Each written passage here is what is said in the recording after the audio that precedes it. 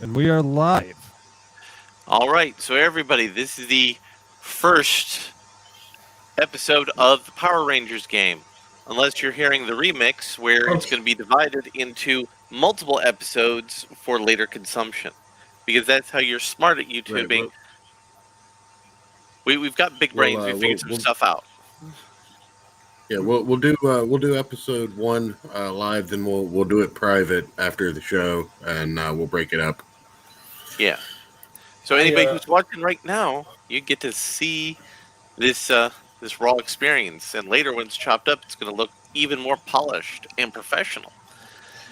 So we did an episode.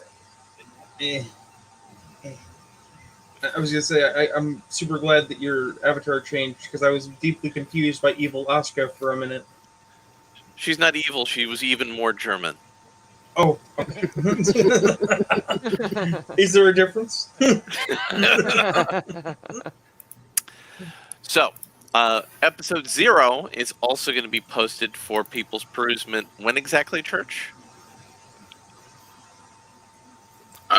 When I get around to hello? Yes. We're gonna hear you. Hello. Can you hear Yeah, me? we can hear you. Yep. We can hear you. Okay. Yeah, We're professional no, when I get it uploaded, it will be up. It'll probably be tomorrow. All right. So, for anybody who's going to be watching this without seeing episode 0, you're going to be going, well, what are these guys doing? Well, turns out a company made Mighty Morphin Power Rangers into a tabletop role-playing game. My buddy Church here really loves him some Power Rangers, and we were going to do a role-playing game following the Chronicles of Darkness that was more comic booky than the Chronicles of Darkness. So I said, hey, let's do Power Rangers. Now, Power Rangers uses its own unique system that is very similar to D20, and I'm going to be committing some sins as a DM because we're playtesting this, and I'm going to probably use things like advantage and disadvantage, even though in the book they're going to be different terms, but it's the same mechanic. They just labeled it something differently for intellectual property reasons. So everybody, for those people who haven't had the opportunity to see episode 0, which isn't out yet, please briefly introduce your characters to the audience. Starting with Church, because this is his joint.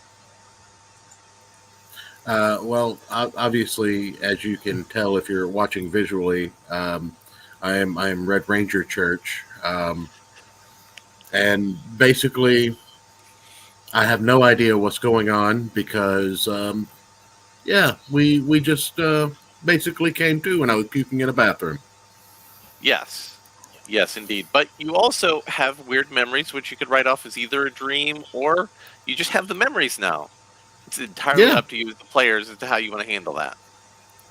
Moody, introduce us to the Blue Ranger. I am the supposed instigator Moody of this place.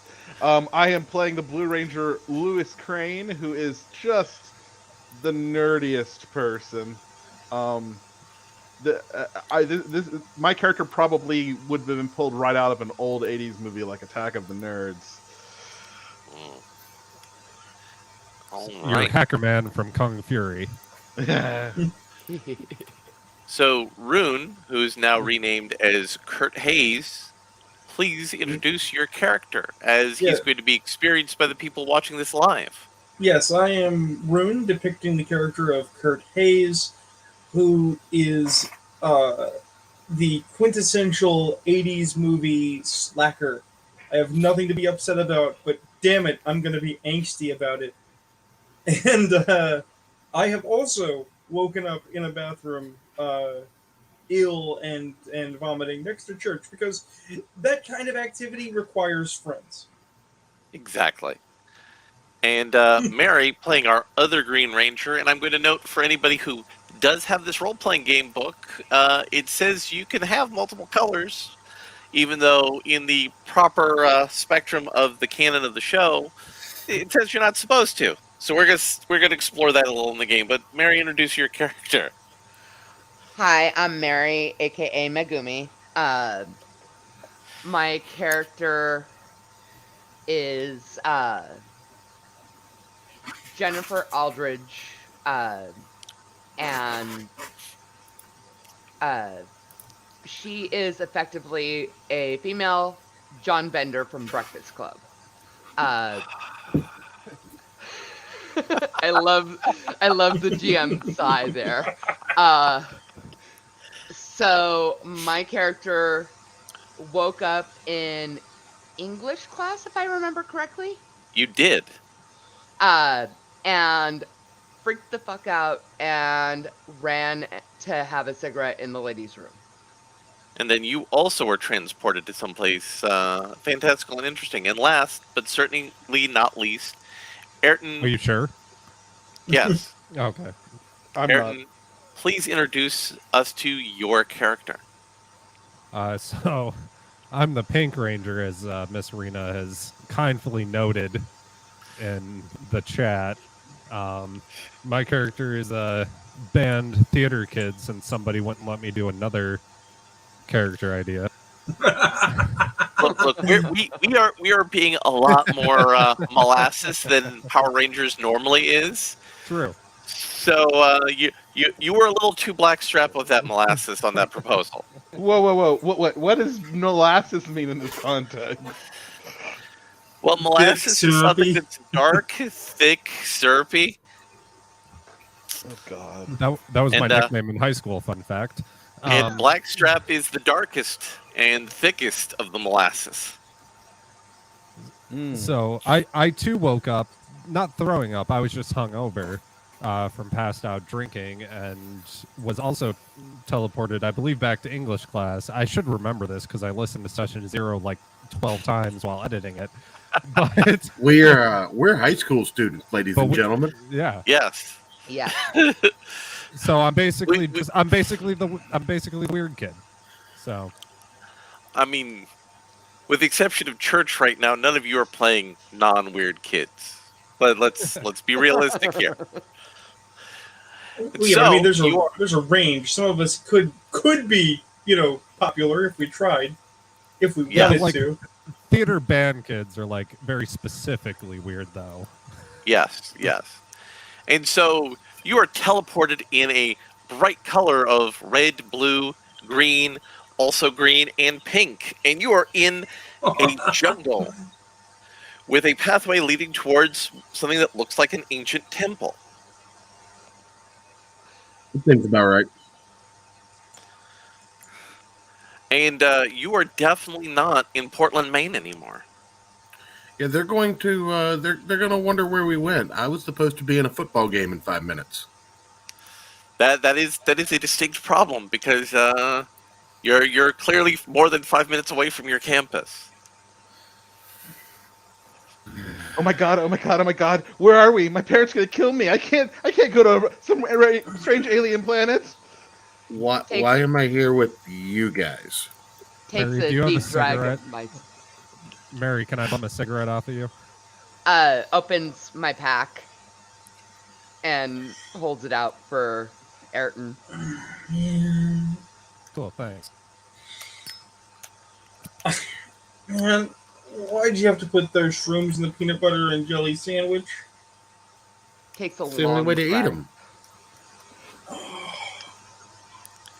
It's the worst trip. I make note of the fact that even though we're just now getting to find our bearings in the situation, that I have a bad feeling about this, considering some newly acquired memories. Yes. And also the color beams that transported you here also do tend to seem to have emanated in the general direction of the temple. I guess we know where we're going. Um, So I'm gonna start heading that way and say, "Follow me, guys. I think I know where this is going." Oh, look, he has a map. No, no map. Oh, look. He's the jock. He has to lead. Yep. Are you coming or not? Come or get left behind. No, Eh. guys. Let's go. They say when you're in an unfamiliar situation, you should stay where they are. A rescue people will come find you. If you wander off, you're in more danger. Do you see any rescue people around us? Either follow me or don't. I don't care, but I'm going towards that building. Dude, Now- we're in the middle of the jungle. We might as well just stay together. Come on. At least that's shelter over there.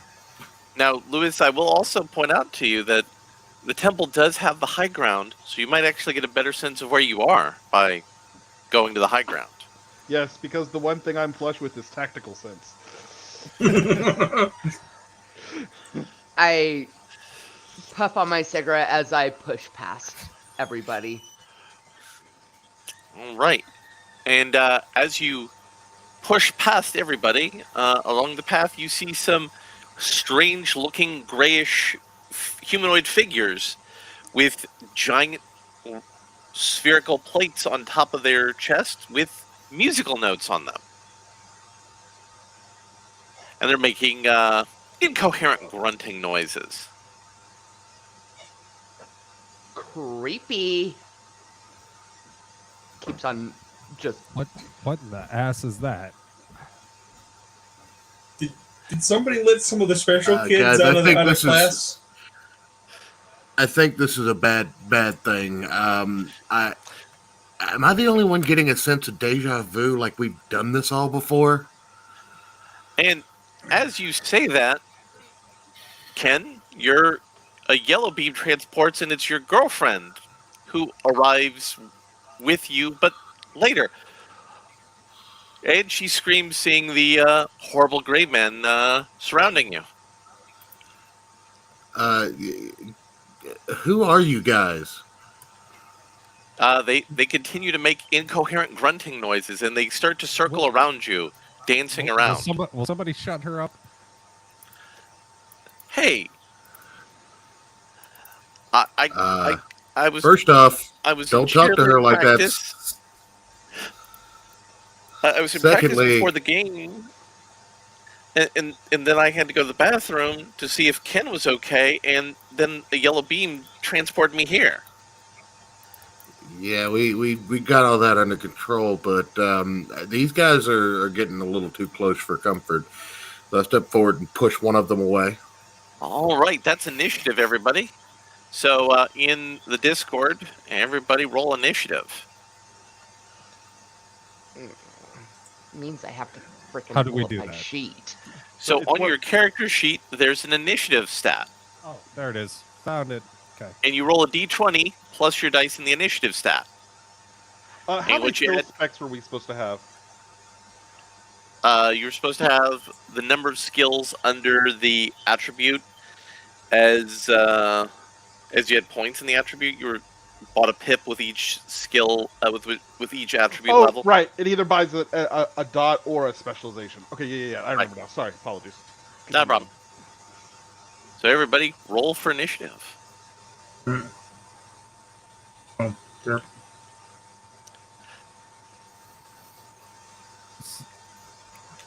So, for example, my initiative is a D2. So, what I put roll D22. Is that how it works with the bot? So with our bot, and we're gonna have to fix that technical later. You're gonna have to roll a d20, and then roll 1d2, Okay. and then just do math. Oh, I'm good. I'm special. Try this Oh. one more time. Yeah. There we go. There we go.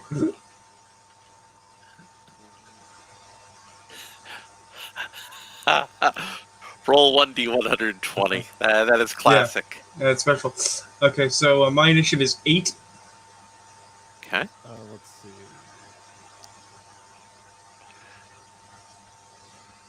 Not It as doesn't fast have a as D2 die.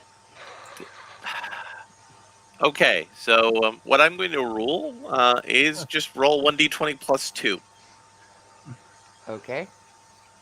That'll be the easiest way. Oh, 1d20 plus 1d4 does appear to work. Well, 1D4 is an actual D&D die. Yeah. Okay. A D2 is a D&D die. It's a coin. Yeah. So if you just have a d2, just add 2. Okay. So just Four add to five. one to that. That's how we're going to handle that mechanically from going forward. I will stick right. with my shit roll because at least it's resolved. Yes. All right, I got roll- 11 then. All I right. I put my initiative in private chat. Excellent. Oh, that's a good idea. Right. That is a good idea. So.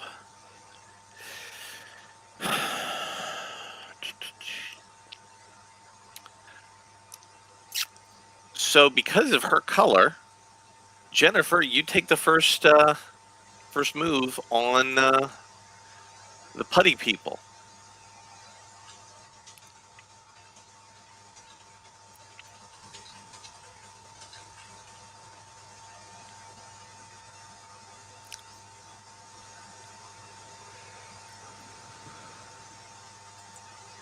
I'm sorry. I believe you said Jennifer, not Yep. not me. Yeah.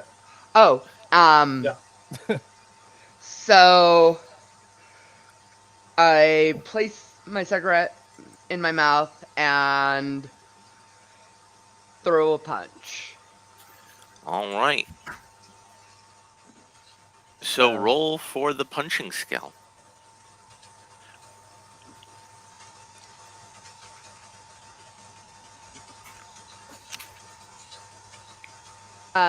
21. Nice. So you punch it, and you hear a resounding G sharp as you hit it in its chest.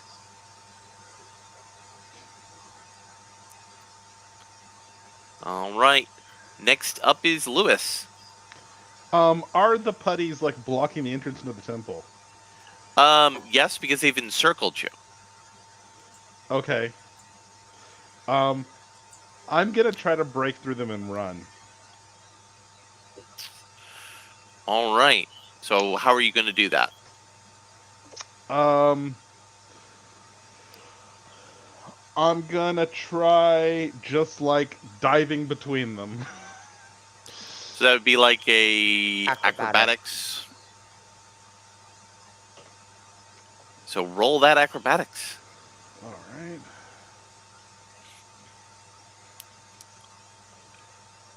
$17. Nice. You are successfully able to get underneath their legs, and they are successfully confused enough to not realize that yet. And I'm basically sprinting for the temple because I'm trying to get indoors. That is a logical action that a normal person would want to undertake. Ayrton, you are up. Or excuse me, Ayrton, what was your character's name again? I didn't actually get that far. I didn't know we were supposed to do that, so you're gonna have to give me some time to think of something. Okay, we'll do Ayrton as a placeholder until you remember who you are. Yeah, that's fine.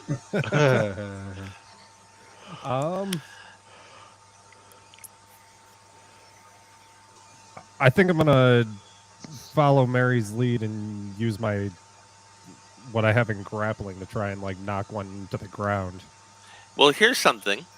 Do you want to try to use your grappling skill to throw one into one? You know, that's a better idea. It is a better idea. So roll for grappling. Okay, so you're gonna have to tell me what. So I have a D4 in that. Correct. So what you're going to do is you're going to roll 1d20 plus 1d4. Okay. By the way, anybody listening, I am still new to this. Yeah. And we're using bots, so we're not entirely sure how the bot's going to work. All right, and instead of you grappling and throwing one guy to the other guy, they're both tag teaming you, and they both have you held. All right. Next up in the batting order is Big Ken. I've got this power strike thing at level 1 that gives me a +2 to any standard attack, but I don't see where I'm rolling for punch. So your brawl skill, I believe it is. Okay. So you'd roll d20 plus your brawl skill dice +2. All right. So technically, it'd be, since we don't have a D2, I would basically just do a D4. Mm-hmm. All right. Come on. Come on, Discord. Don't be an asshole. Yes, I've got it. Stop telling me these things every time I switch Discords. All right. Roll 1d20 plus 1d4. All right. 18. So which one are you hitting? The one closest to me. The one that I pushed, I guess. All right, and that gives off a resounding D flat. Noise, music. And Do we have a band nerd in the group? we do, but he's currently currently being tag teamed. However, your girlfriend knocks her boot into one of those two, who gives off an E sharp. E sharp is not a note, Larry. That's just an F. E then an F.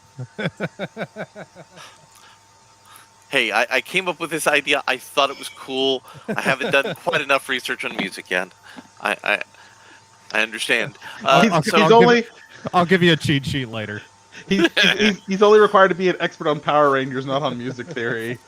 All right. Kurt, Okay, it is your motion. So I know what I want to do. Not that I am trying to be difficult, but I think this is interesting and thematically it plays out correctly. Oh, Okay. never So- mind.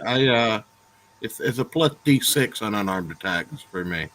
Okay, but So- you were successful. So we are surrounded by these musical note guys, Yes. right?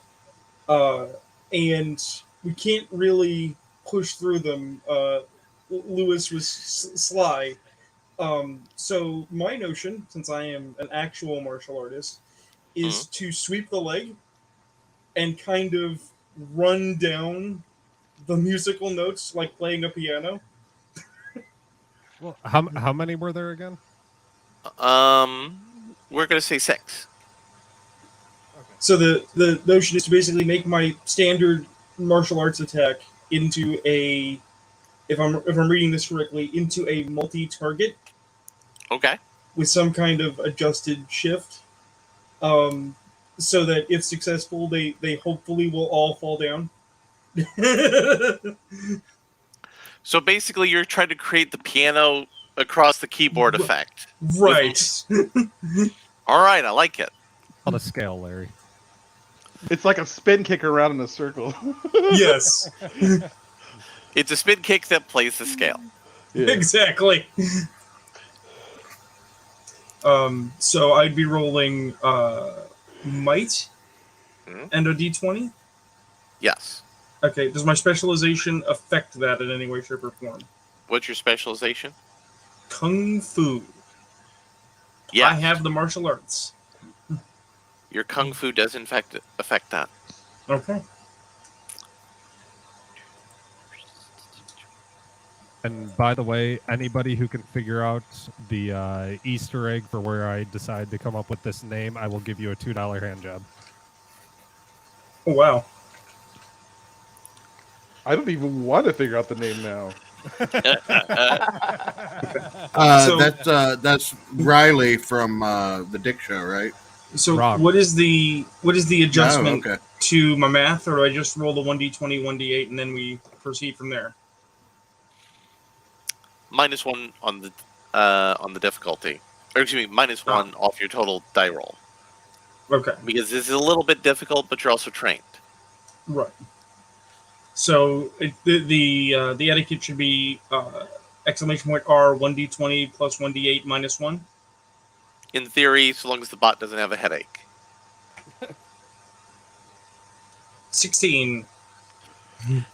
And you hear as he does a spinning kick and knocks him down, including knocking the 2 down that are pinning Riley.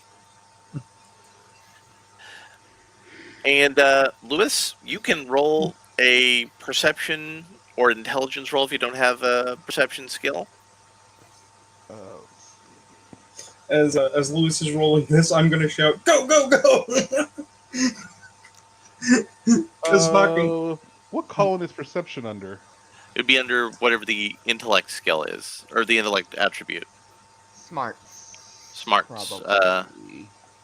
Is that maybe alertness? Alertness would be applicable here. Yeah, because I don't see perception skill.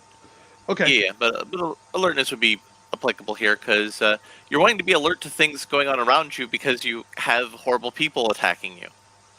Yeah, I mean that makes sense to me. 21. Nice. You see a figure in a weird cloak on top of the temple with what appears to be a sniper rifle. And the rest of you hear a resounding crack, and one of the putty people gets a large crystalline slug through its chest. It shatters and vanishes. The other putties kind of look around each other and run away. Well, then, as the putties are running, I'm gonna yell at the group: "Sniper on the roof!" Everyone get down. Remember those things that said we would have been banned off of Twitch for? This is one of them. Yeah. However, Ken, the crystals that were in the slug do look very familiar to you. And to everybody else, I'm gonna walk over to the. I'm gonna walk over to the slug and pick it up and investigate it.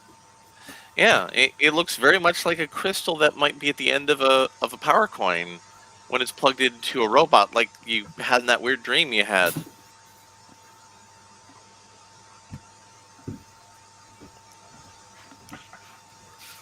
Am I seriously the only one getting deja vu from this? None of you, other than triggering anything for any of you? I'm sorry, I'm a little busy diving into cover and not getting shot. You know, what you should be doing. But there is no second shot. I run in the building anyways. I mean, You successfully get inside shelter. And I'm we'll gonna get check back and see to if the guy's still on the roof. the white figure on the roof is gone. And I'm going after Lewis because he's freaking out.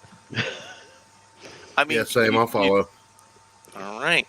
And Jennifer and Kurt, I'm sure you also follow the same logic of getting into shelter where if somebody's going to shoot you, you at least have odds of seeing them.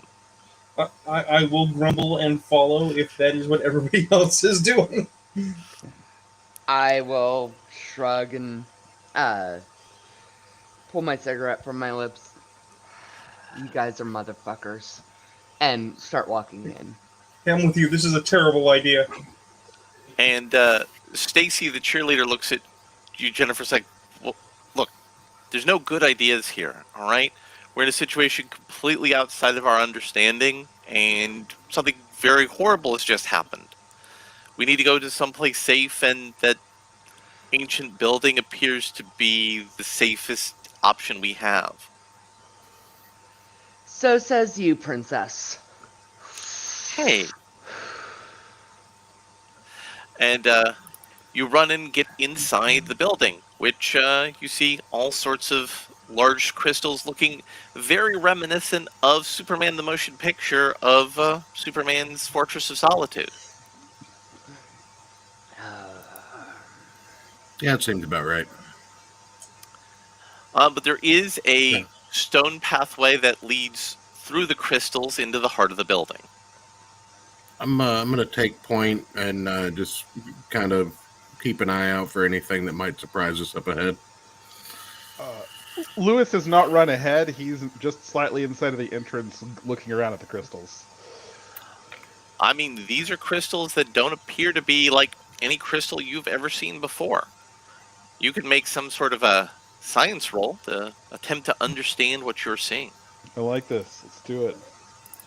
I'm bringing up the rear, which you could perceive as being in the position to run away if all this goes wrong, but also could theoretically be in the position most equipped to cover our ass if something goes horribly awry. You'll have to tell me if my specialty applies, because I don't know enough to know whether it would or not. What was your specialty? My side specialty is grid. It does apply. Although you don't understand why all this knowledge is flowing into your head fully, but it does apply. So yes, you were very successful. These are crystals that are using some sort of exotic energy that kind of connects to something you were dreaming about last night.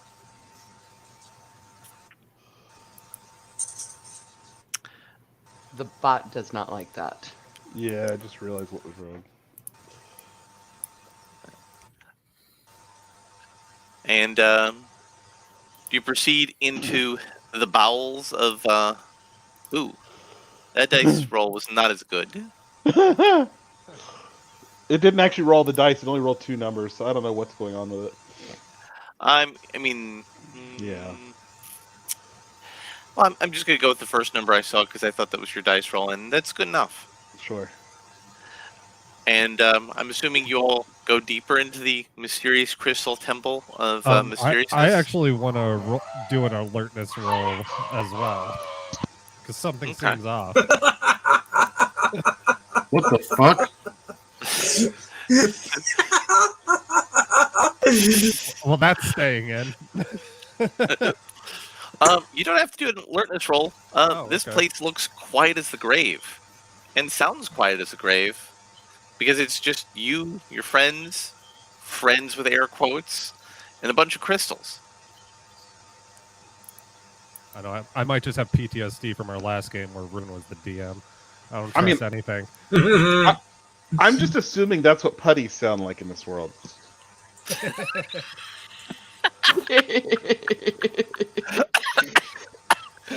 Oh, that's good.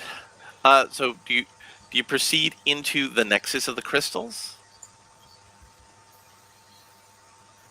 I mean, we know Ken does because he's the leader.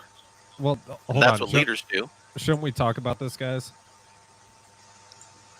I mean, we're pretty dysfunctional. We're not going to come to an agreement, so I'm just going to do things and hope that you all follow me. I mean, look, we're already in. We're not going to learn more by staying out here. I'm gonna sigh and I guess follow behind him Stacy looks at Jennifer and drag Lewis with us. and Stacy looks at Jennifer and says, "Kurt's 100% right here." And you're a ditz. Hey, that's unfair. Life's unfair. So Lewis is going to follow behind, but he's pretty much distracted looking around, so he's really not paying attention to where y'all we're going. And you reach a nice circular control room with computers. If like this was a 1950s monster movie, this is the sort of place where scientists would be around trying to solve the problem of Godzilla. And there's a small little robot-looking dude in the OFF position. The what position? OFF. Off position. Okay, I got it. You think you're being clever. I'm going to run over to the robot and go, "Oh my god, who built this? The craftsmanship is amazing." Do you want to do anything with it being in the OFF position? Sure, I'll flip it on. Oh, hold on. It starts twitching. I grab his arm. Say, wait a second. It starts twitching and dancing around. Systems optimizing. I don't Updating show the service pack. least bit of caution.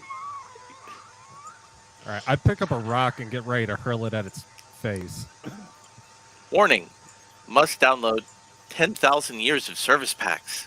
Oh no. Don't they know that you can't turn me off when there's service packs to be updated? You have to put me in sleep mode. Oh, this is so distressing.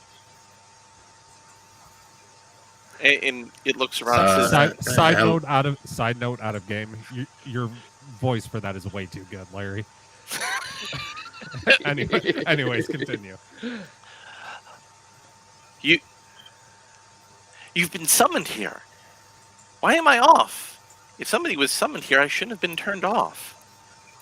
Most distressing. We just what is happening right now? Like it's supposed to be in a football game right now. What? Oh. he starts pushing buttons, and then a giant holographic head appears with a long beard and long hair, and it kind of opens its eyes at you and says, "Ah, excellent! You are here at the appointed hour when Earth's at the beginning of its doom. You young people have been selected to be the heroes that Earth needs." You mean teenagers with attitude? I look at I look at Ken and I look at Ayrton and I'm like, you guys see that Alan Moore too, right? If we're the heroes that Earth needs, does that mean that we're not the heroes that Earth wants? That is the nature of heroism, I'm afraid. Young Master Lewis. I just want to be clear. I mean, we all see Treebeard, right? yes. How Yes, do you we know? do. How do you know his name? He's calling Alan Moore Treebeard. That is a perfectly cromulent reference to Alan Moore. Oh, you've read Lord of the Rings too? Nice. Ah. Oh, The Earth is under threat of danger by the Music Maestro. Unfortunately, the Music Maestro's forces landed here in Antarctica, and we had to summon Earth's new champions to defend against them.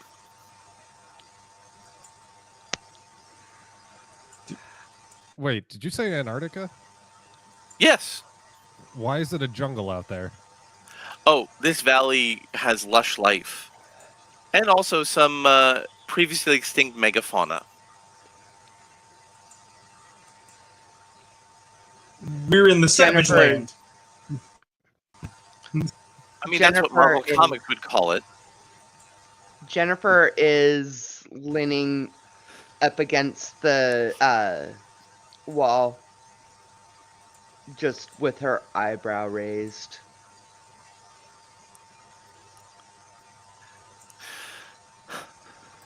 And quick, Alpha, bring the orb out. The orb will explain everything.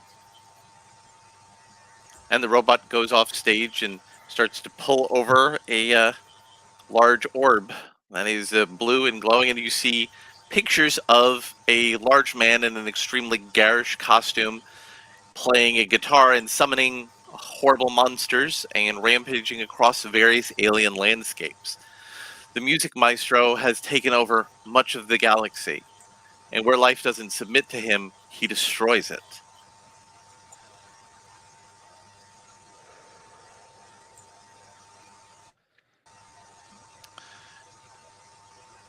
So, using the power of the morphing grid, we summoned Earth's new champions.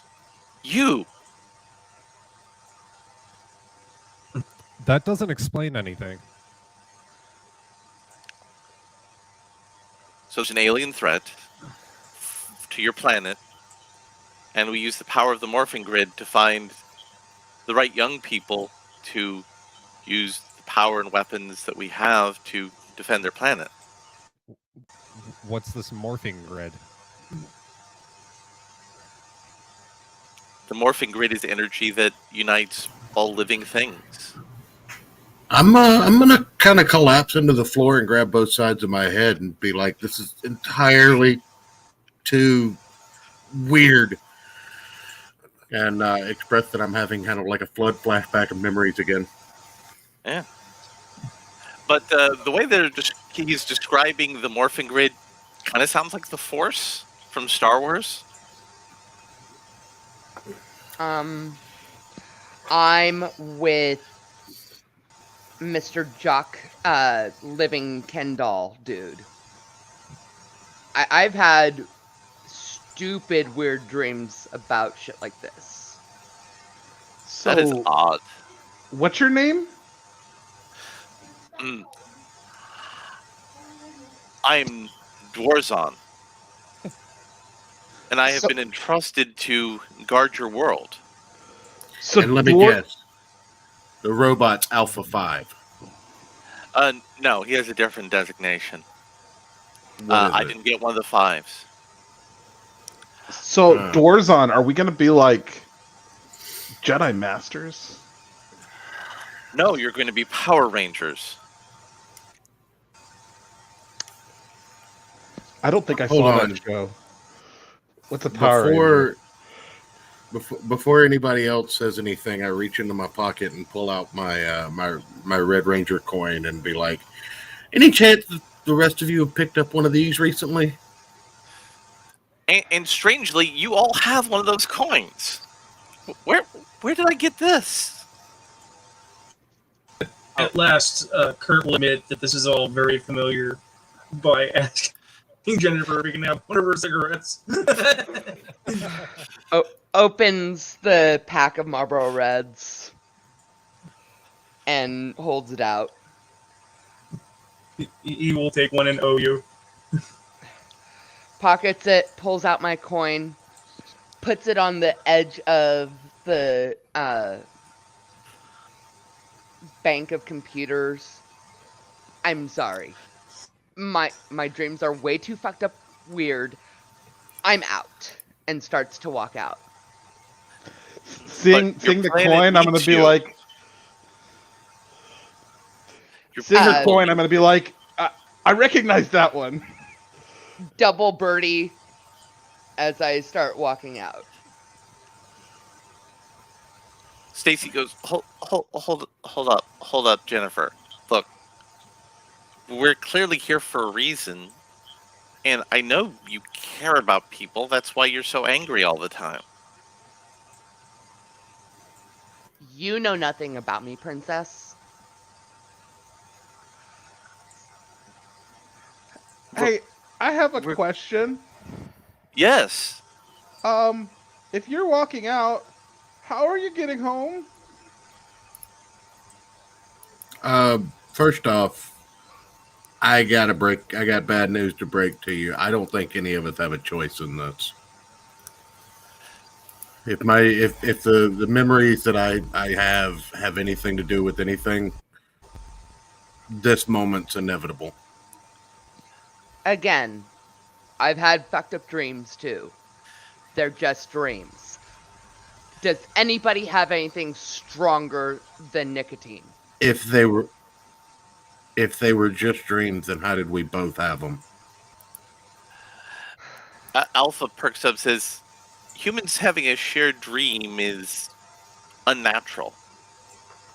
It would need to be some sort of external agency necessary for that to occur. And he bops his head and goes, oh dear. If I had the service pack, if I wasn't downloading all my service packs, I could maybe figure out what's causing it. Sir, did you turn me off? And the head looks down at him and says, no. I will say, however, for those of you who do have fragments of memories of this moment, this isn't right. Similar events to these are in your memories, but this whole sequence of events isn't right.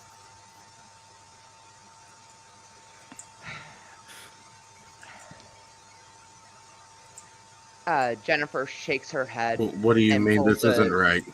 Fresh cigarette out. As in, you have a clear memory of first coming into this room, but all the key details are off. Like the robot being turned off, for one thing.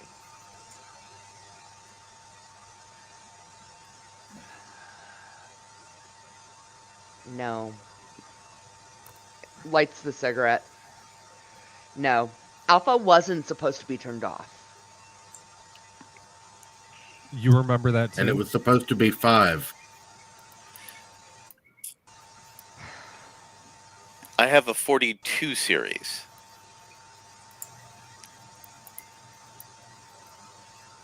Am I the only one that Larry's breaking up for? No. No. he's fine. Okay. I have a 42 series alpha unit. Yeah, that's not right either. No. But I've definitely been here before with these 5 people. 6, honey? Hey, No, wait a minute. no, I'm number 6. Wait a minute. Yes. I have a test for this. I think. So let me get this straight. If I this thing, pulls out his morphing coin. And I like activated. Things happen, right? Well, Yes. first, yeah. But you would need your morphers for that, which we were going to get to you. What do you want to bet we already have them? Because Alpha goes off, and as Alpha goes off to search for the morphers, you search your personal possessions, and yeah, you sure do have them. And what do you want to bet that we already remember how to use them? And at that point, I just pull mine out and go with Morphin Time. And you take on a full Red Ranger costume. Oh, that is so cool. I'm gonna put mine on and do it too. I will also activate my morpher because, as I recall, mine comes with a spear that I cannot put away, but I did not have when I appeared in the bathroom. So it should, if this is all real, it should appear in my presence. And it does. When you morph, your spear is in your hand. And I didn't want to be right. I No. sit there kind of looking at them for a second, I'm kind of sigh, and then I do it too. I'm gaping as well, and I'm like, no. And Stacy says, "Hold up, I didn't have any of those dreams." And Jennifer just crouches. No. Hold up. Look, we're in the middle of something weird. We need to stick in this together, because only by being together are we going to get out of it.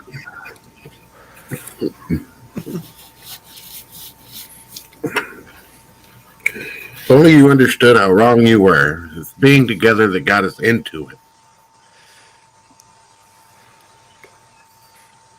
She kind of frowns at you and has a very confused look on her face.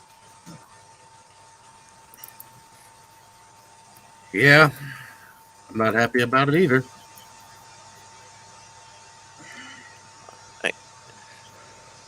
And Dwarzon looks at Alpha and says, "You might want to take them on a tour of the temple No. while we try to sort this out."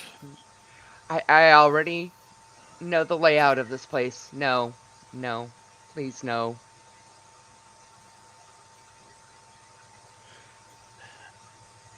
And Stacy says, I feel like you guys need to have some time with yourself, so how about I go with the robot? Because I don't remember how this place is. I want to go with the I robot. can go too. with her. Okay, You- that's fine. you- Somebody Louis, go would it- with her. Yeah, Lewis, you want to go with the robot because it's a cool, neat, ancient temple with strange, mysterious technology. Oh, 100%. And as you go off with her, you get a nice tour of things, and you notice a strange statue of somebody in a very familiar-looking garb, but it's all white. And he has a owl-looking power coin. And Alpha goes up, and this is the White Ranger, who sacrificed his existence to protect this temple and secure Earth from the last time we were in such a major form of crisis. Oh yeah, it's the guy with the gun. He kind of looks at you, confused. I mean, it's a robot, but like the way the lights Right. work, he clearly is confused. And Stacy, he says, "Are you sure it's the same guy with the gun?" Against the sun, his silhouette was pretty clear.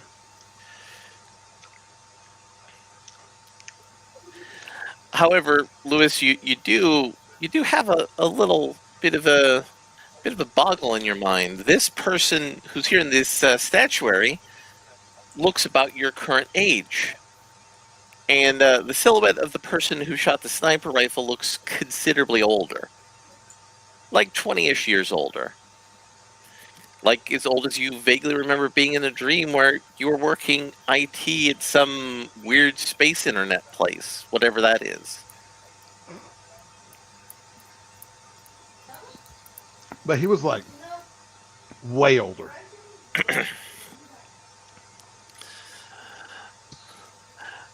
And then all of a sudden, the figure in white emerges from the statuary, grabs the Yellow Ranger, and they both teleport out. And then the robot deactivates again. And the whole building is filled with a dark neon lighting, which most assuredly didn't happen before. Oh my god, oh my god, oh my god, oh my god. No. And for those of you in the command center room, Dwarzon turns off, and there's a dark neon lighting that fills the room. No. This didn't happen. This definitely didn't happen. What the hell is happening? Excellent. I didn't think I would get you here in such a timely manner. And a figure emerges, and he looks like a bunch of dots of different neon colors consolidated into the shape of a humanoid figure. It is good to see you here. Good to see all of you here. Good to see you young and vital again. Filled with hope and the possibility of the future. It was difficult to find you. And it was difficult to bring you here so we could speak. What do you mean possibility of the future? Well, you're young. That's why they choose you. Because there's so much possibility, so much promise, so many options that they just mold, reshape, redirect, twist, and make wrong for their own purposes. Does he remind me of a figure from my, quote, dreams? No, he doesn't. Okay.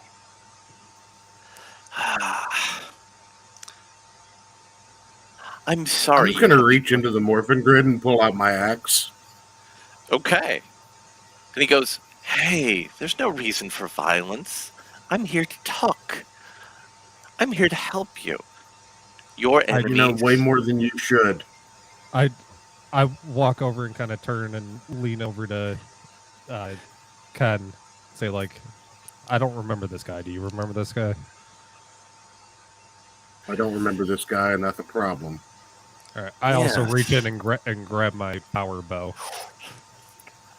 Whoa. There's no need for violence. I can understand with what you've experienced. Now. You can call me Brand. That's one of my many names. But my name's not important. What's important is your enemies are my enemies. You just don't know they're your enemies yet.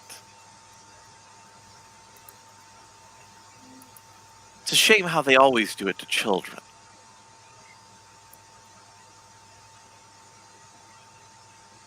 They make such nice set dressing. They put everything in front of you on a table. There's good and evil, and you get to choose good. You get to save people, and you get to defend the world. You get to stop it from being conquered. And you're given wonderful weapons, fantastical weapons, and the toys. Oh, the wonderful toys you're going to be getting so very soon. I raise and draw my bow and aim it at his face. You better explain yourself better. The people who've put you in this position are your enemies. You just don't know it yet. I've found you and given you a chance to explore that, come to understand that, and maybe, just maybe, be in a position where we can work together against our mutual enemies. The people who created all of this. While all this is going on, I'm going to try to figure out how to fix the robot. The robot's not broken, but he's being actively suppressed. Everything that's going on right now appears to be actively suppressing the native systems of the temple. Can I figure out where the suppression's coming from? Oh yeah, it's coming from the giant guy made from Neon Energy who's talking to you. Well, no, I'm down the hall where the statue is. Remember the? Oh, yeah. Well, it's coming down the hall from the control center. Okay, I'll start working my way that direction.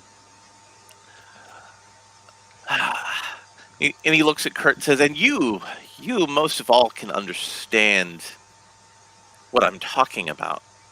How it all comes down to power and will.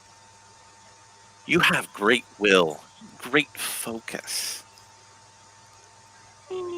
but not good enough. And they gave you the power, and well, you saw how you ended up. But this time is different. This time you understand the rules of the game, and they can't use you.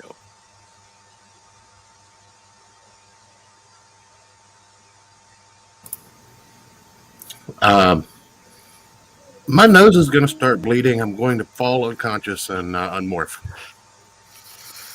Ooh. Oh dear. I shouldn't have teleported the girlfriend away. I'm gonna. No, I mean, I tried to anyway. I'm gonna loose an arrow at him. The energy blast goes through him and gets absorbed into one of the crystals in the temple. The problem is you can't really blast energy with energy. Unless you have the wavelengths right. What did you do to him? I didn't do anything to him. He needs a medic.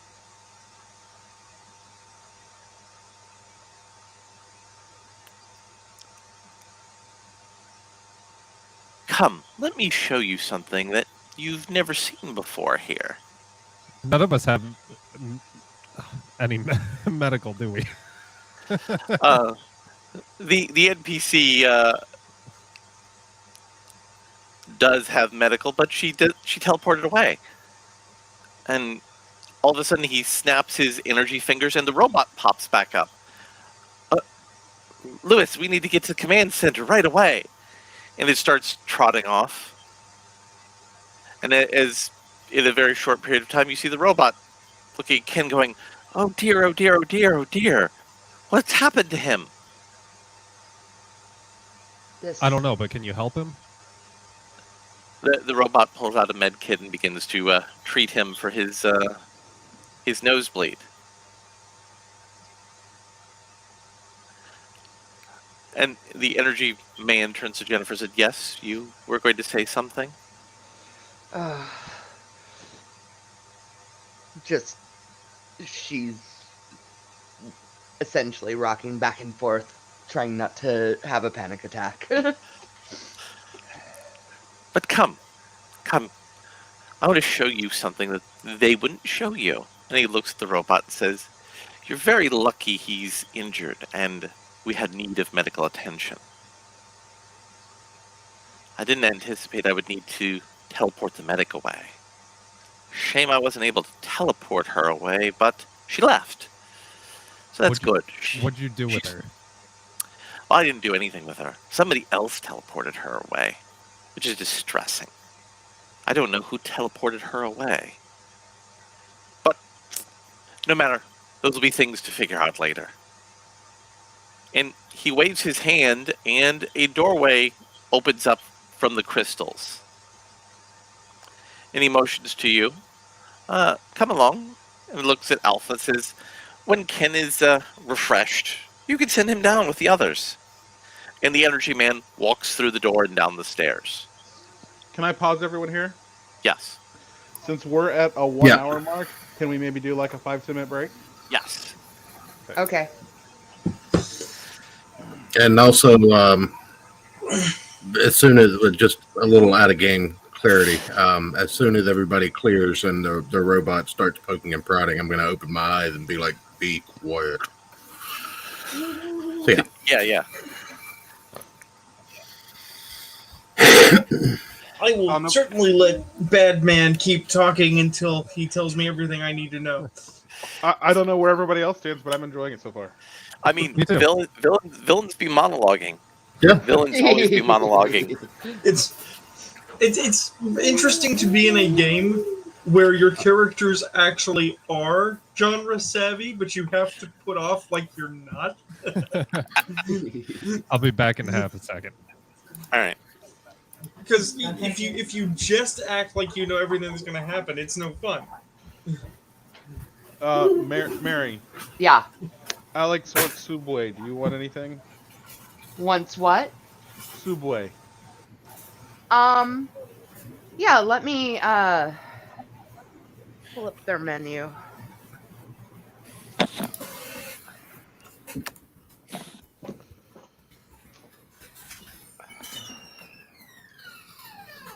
Also, I'm gonna just make the call. We should probably do 3 instead of 4 hours, just That's fine. posterity's sake. Because at 4 hours, that'll put us at midnight 30. Yeah, but also, I like the idea of breaking this into hours because that was a good break point too. Yeah, that was a nice organic break point. I'll redo the bit about telling the droid to be quiet when we start back up, so that it can be in the clear break for Ayrton's ease. Yeah. Honestly, that's something that we'll probably have to get a little bit more savvy about. Is whenever we've got like places where maybe we're talking over each other or things like that, that we just pause and repeat what we said, so that way it's a clearer. You can clearly cut out the over talk. I mean, we're all professionals here, folks, who are watching live. We're totally professionals who we played this out, but we've not done this before. Hey, in our defense, on a lot of these recordings, we're reading from scripts. I mean, we know the order of who's talking when. Exactly. That's easier. All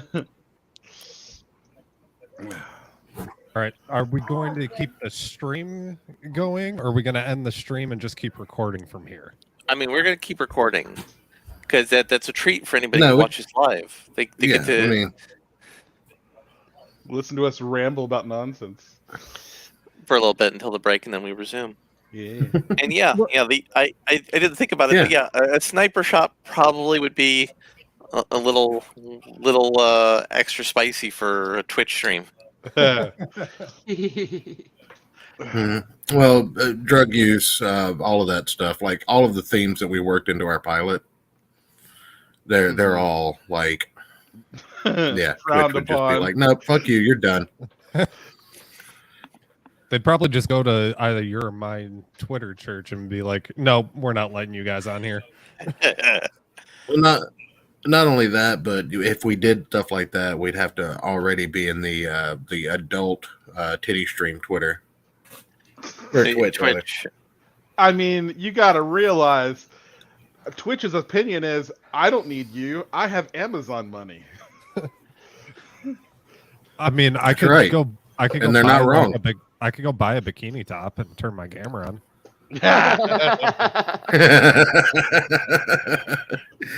That's for when we get patrons.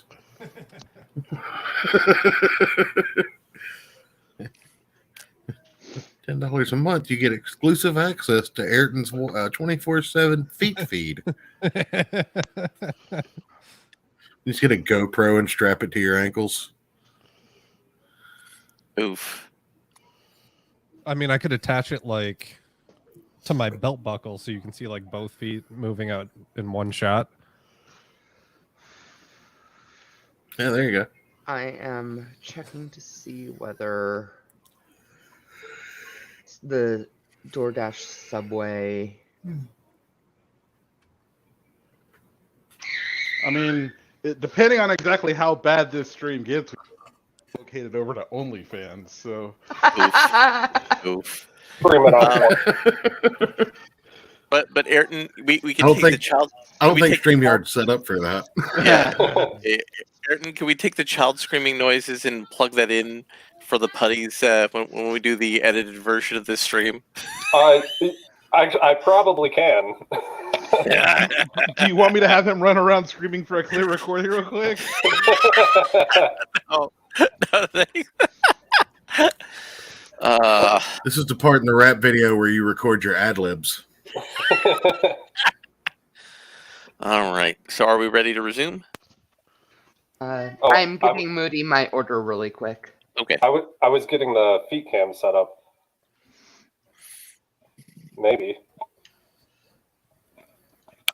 Man.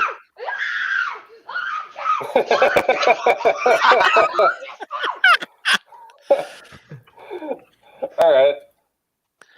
That was good. That was good. I mean, all I had to do is tell him that that It's not we're working. doing a streaming recording for a video, and he was all on board for performing. I mean, you have clearly done correctly as parents. Thank you. Yep, that'll definitely work. Oh, and what do you think about the music meister being Chad Kroger? I was amused by that. Okay. I don't know if any of the rest of y'all have seen it, but this is actually his second professional gig. Nice. Chad Kroger? We have a No, like Alex. yeah, Alex. We have a children's storybook that Alex wrote the story for, and he posed for all the pictures because the story's about him. So Nice. I have drawings for all this thing, and we actually publish it as real books that we gave out as gifts for Christmas presents. So there's an actual children's storybook on my mom's mantle. Oh, Nice. that's sweet. Just remember, when he applies for colleges, he needs to mention that he's a published author. Yeah. Moo, did you get my order? Discord. Yes. Let me key it in. Mm-hmm.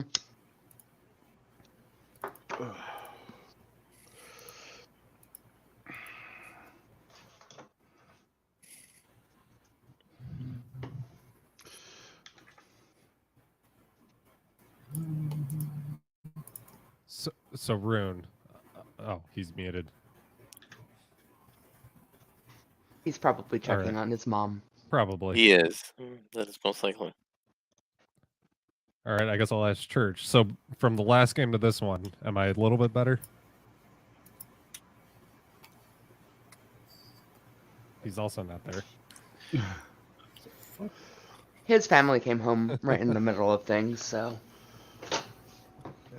I mean, that is what makes family so powerful in the story. That was a line from The Force Awakens DVD commentary. Oh yeah, that's right. It's about family. And that's what makes it so powerful. Wait, when did Dom from fucking Fast and Furious get here? All right, so we all ready to resume, except for Rune, who I'm assuming is taking care of Mama. Rune? And me. All right. Moody's still Okay. ordering. Yeah. I mean, depending on how much monologue we have, we can go ahead and start back. I mean, you have a villain monologuing and about to show you a secret that none of you had seen before.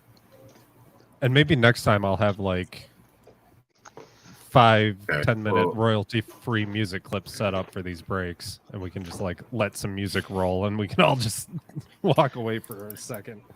Nice. Maybe we can get the same guy who does Mr. Medicare's music breaks. Oh, I almost pulled up Rama Rama when you said. Valley of the Wolves. Here's some sample pictures for y'all while we're waiting. Oh man, if we could get Valley of Wolves to remix Weatherman into Ranger Man. That'd be pretty cool. I wouldn't hate it. I dropped. Because I'm a it in, Ranger Man. I dropped the pictures in show chat for the server. All right. Nice.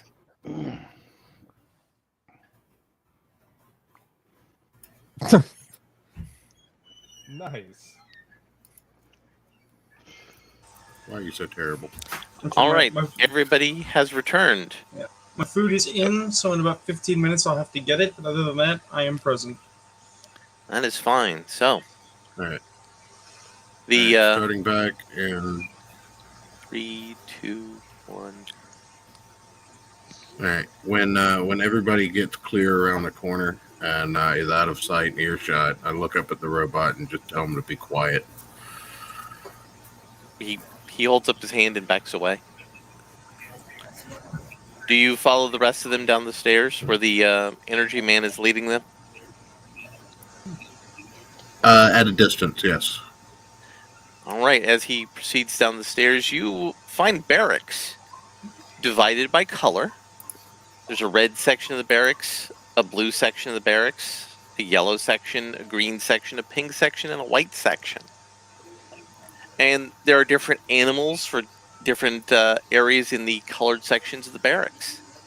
Or, dinosaurs, if you want to say dinosaurs aren't animals. It said, yes, this was different than most of the places they set up. Of course, I suppose some of the other places they set up were different. You see, the only reason I was able to find you is because your world ended up being destroyed earlier in your timeline. And then you became known to the people who survived as refugees. That's how I found you. And then I was able to find this place. And then I was able to arrange for it that your coins found their way back to you. Okay, so while the villain is villain monologuing, kind of walking towards the middle back, I am essentially kind of moving adjacent to Lewis. Okay.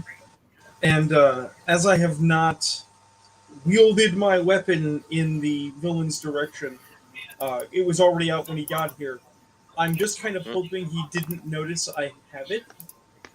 As I kind of nudge Lewis and I'm like stage whispering to him. Okay. Are you there, Moody? Yeah, I am. Okay. I don't know how, and I'm not a nerd, but I'm reasonably certain that this thing, and I'm like passing you my spear, discharges phased energy when thrown, like lightning. You think you can fiddle with it to make a randomized variance? What kind of variance? We don't know what energy wavelength Mr. Neon Sparkles is on, so I guess we'll have to guess. I mean, I'll try. Or you could try to see if there's equipment in the barracks and maybe make a scanner. I mean, that's also possible. I don't think my tour got far enough for me to know where the barracks is. Oh, no, like the barracks is where he's led you to. That's where we're okay. at. Gotcha. But yeah, basically as a prepared action, Kurt is hoping that Lewis can set up the spear so that we have to shut this guy down fast, since we've already seen that the arrow can't hit him. That a uncontrolled, basically plasmatic, I would assume, whatever energy these crystals use, discharge will randomly hit the right wavelength to disrupt him. But we have no way of knowing what that is. I'm gonna look around, see if I can see what I need to build a scanner of some sort. Yeah, so you're going to have to make a roll to build a scanner, then scan, then make a roll to fiddle with the spear to reverse the neutron flow, as it were.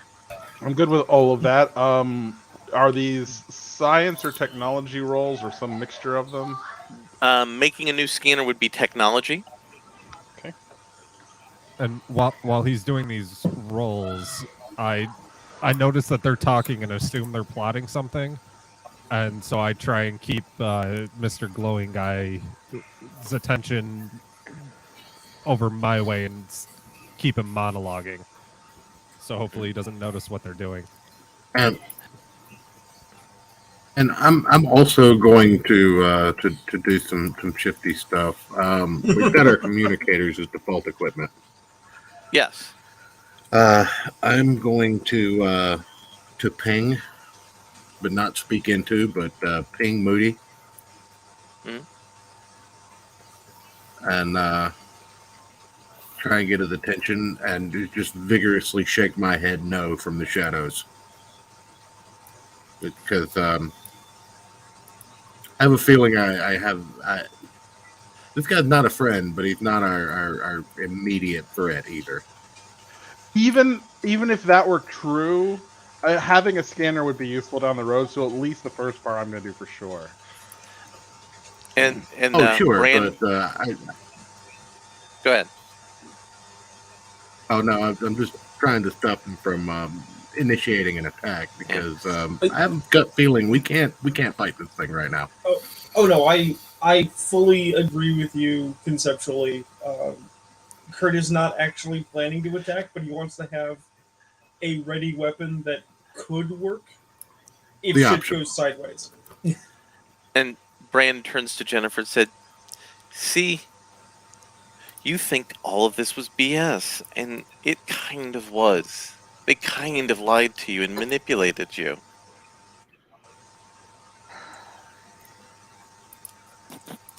Oh, ignore that. I typed that wrong.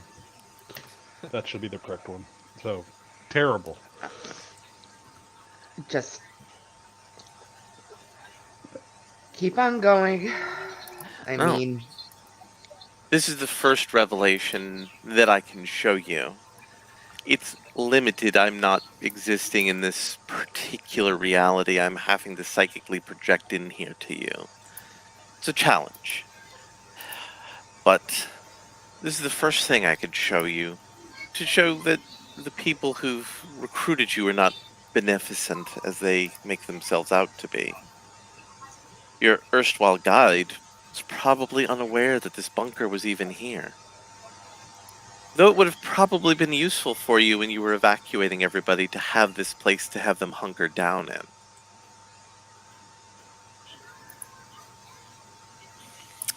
What do you mean? When you were evacuating people from this world before, you could have saved more people if you had a place to stage them with logistically. But again, the people who were helping you probably didn't know this existed. The people who are behind all of this tend to control all the important information because information is power. Jennifer's fists are clenched. Well, you have a delightful fellow named the Music Maestro to be dealing with. He's going to be sending all sorts of monsters your way soon. 13. Okay. Thank you. You pick some stuff up on the scanner. It's going to take you a moment to figure it out, though. Sure. So, is there anything else I could do for you? Because, as of right now, you're free to do with this second chance whatever you like. I'll return when the time is right, and then we could deal with our enemies. Now, Together. if you're so powerful and know all this stuff, why can't you just stop everybody? Why do you need us to help? Because you have access to their systems, their network. You know their ways better than I do. It's easier to recruit somebody from within your enemy's own forces to use against them. I attempted to recruit one other person. It didn't work out entirely well for me, but in fairness, he's doing something very interesting against them. It was a distraction that enabled me to find you, so it all works out in the end, really. Wait a minute.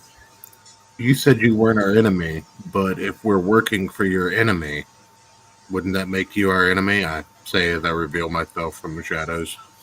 No, not at all. You're dupes of theirs.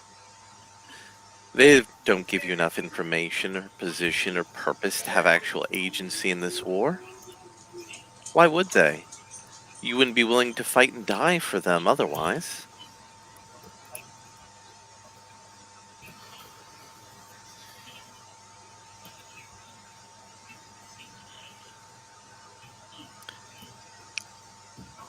just remember, things were not as simple as they were first presented to you as young people, and now you're young people who have experience. But I mean, all people this age think they do.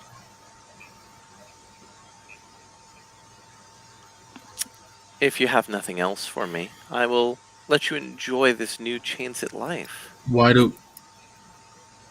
Yes? Why do we have these memories? Why do we remember the things from the past, even though the future is the past? I don't understand it. That is the other reason I need you. Because time works differently for people like you than it does for our enemies, and differently than it does for me. But you're now able to have a reference of time from two different perspectives. That gives you an advantage. That makes you more useful.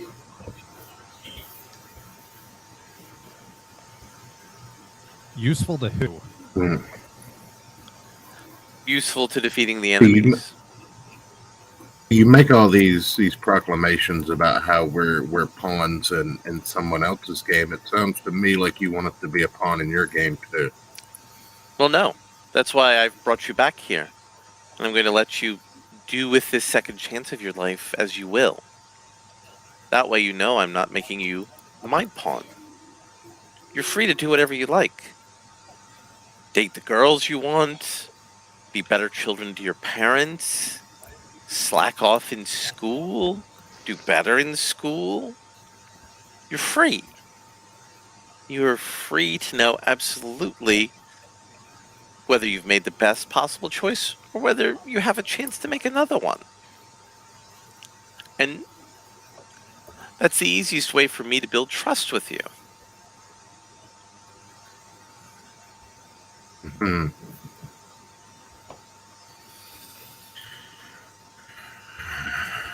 All right then. He gives a very deep bow. And do any of you speak Italian? No. At present, we all do. Oh, Oh yes. Oh, We do? No, sorry. Not until I More. level is that true. Apologies. Not until Okay. I level is that true. mm. Okay, I get the translating thing at level 2. that's freaking awesome.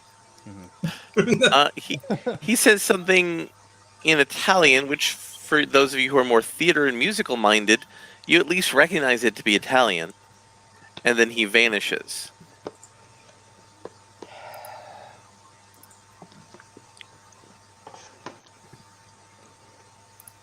Well, now what? And you see the lights resuming upstairs. All right. I'm gonna go back to the Why? main chamber and see if Dorzon is back online. Ah, Ken. It's good that you're here. Some sort of inhibition field was put over the whole temple. I don't understand how that happened. Clearly we need to refine our defenses.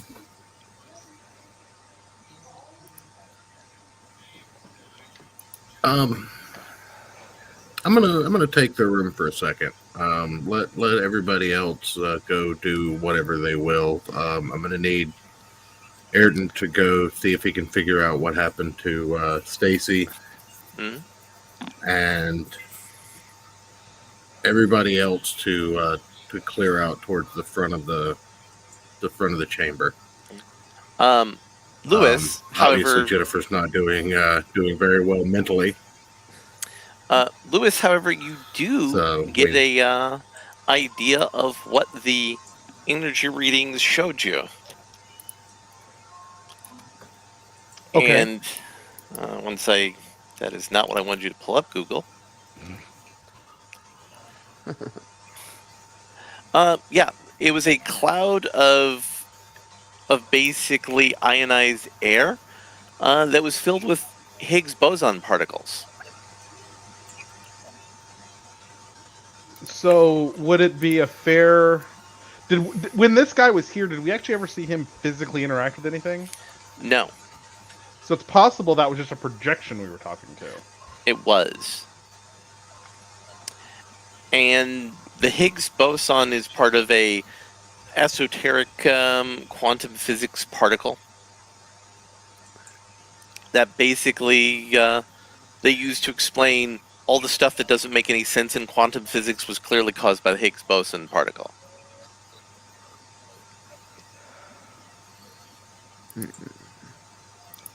So while Lewis is sitting there puzzling So, over well- his results from his Well- scanner, well, I walk over and ask Yeah, him, go ahead. hey, do each of our colors have put out different readings on a scanner? They do. Can you lock onto Stacy's yellow color and see if you can figure out what happened to her? He in fact can. Between the communicator and the scanner, she's back at school.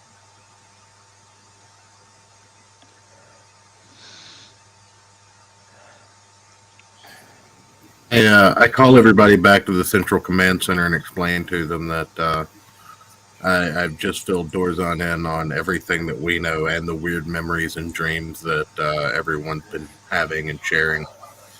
And I even told them about the evil monologue that we just experienced. Yes, and he did not understand anything about the giant bunker in the facility. He explained that the facility was built by a race of beings known as the Morphing Masters. And they're known as the guardians of the morphing grid. And if they built a military-style barracks in the basement of this facility, that would be most unusual. And time travel via the morphing grid is possible, he thinks, but he doesn't understand how that would work.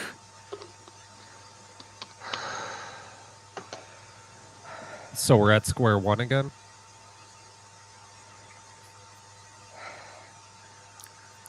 Basically, Not necessarily. Let's ask the robot.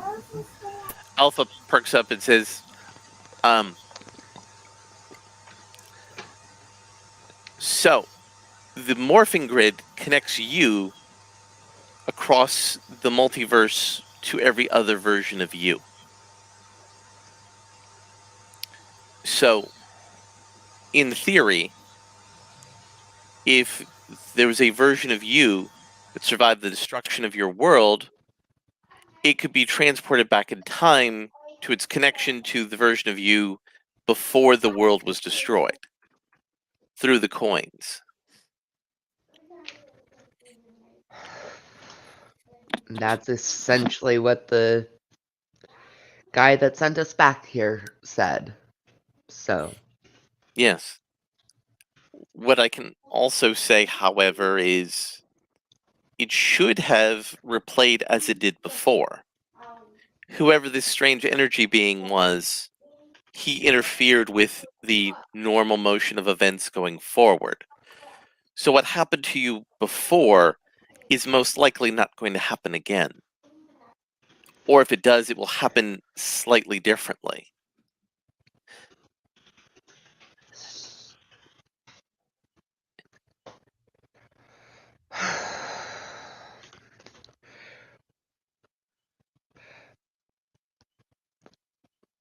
Jennifer I scratches whisper her under head. my breath, so there's a chance to save her.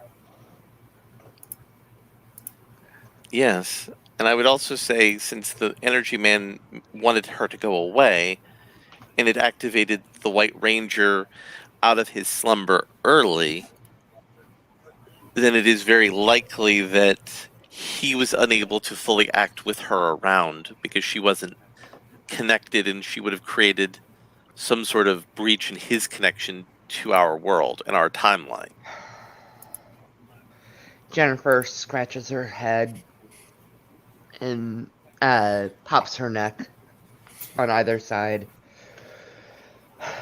Picks up the coin from the computer bank. Mhm. So, if I really wanted to, I could give this up. Yes. It would make it more difficult for your friends who want to continue the fight to fight. But yes, you could. And I look to each of them that are in the room. And I put the coin back in my morpher. The robot and the floating head in the holographic chamber both nod.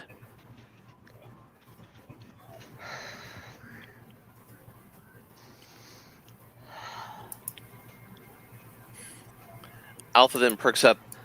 Oh, Is there any? the teleporters are back online now. Convenient. I guess we all just. You know what? We need to.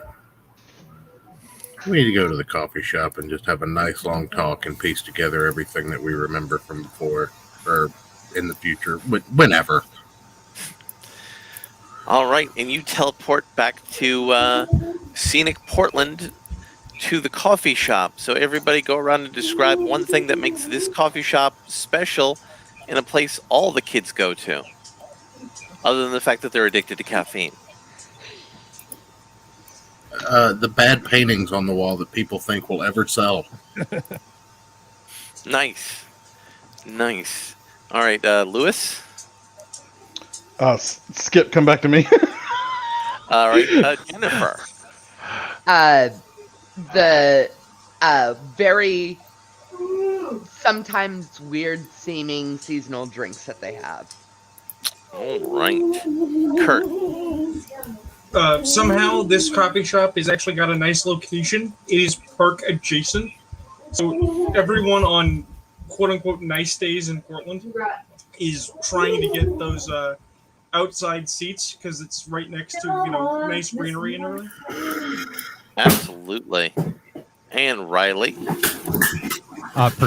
Pretentious sounding names of drinks in Italian that makes people think it's nicer than it actually is. Yeah. There was some weird guy from Seattle who was taking a lot of notes about that too. All right, so I guess it's back around to me. Yeah. A small selection of meals you can have that are nobody can correctly pronounce. All right. So, And of course, it's a park, so children everywhere. exactly. There are all sorts of children outside. And the seasonal coffee it's squash. They're using a squash spice, not a pumpkin spice, because pumpkin spice would be pretentious.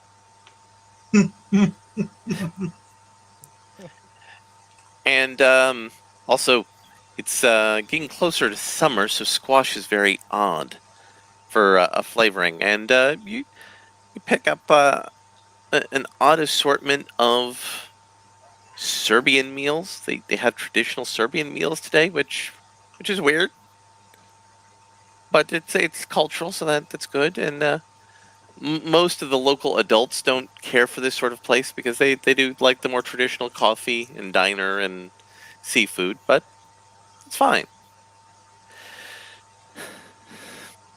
There is one thing you sit down and remember about the music maestro from the previous timeline's memory. His master plan to decide to conquer a planet was to start a record club and get all of the children on the planet, or at least half of them, to sign up and not pay for their music. And he then uses that as his justification to conquer a planet. Did he call his cultist believers? He did not, no. On a lighter note, I feel like that if he was going to go with that, he would just use Baby Shark to hypnotize all the world's children.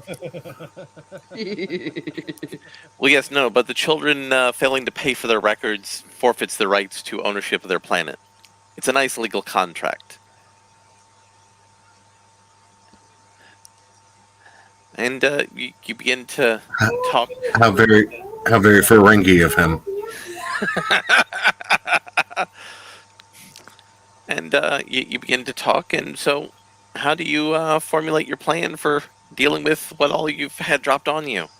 You've basically become superheroes, but also you were superheroes before, and you've now found out that, oh, the timeline's been altered, but not by you, but by the person who brought you back in time.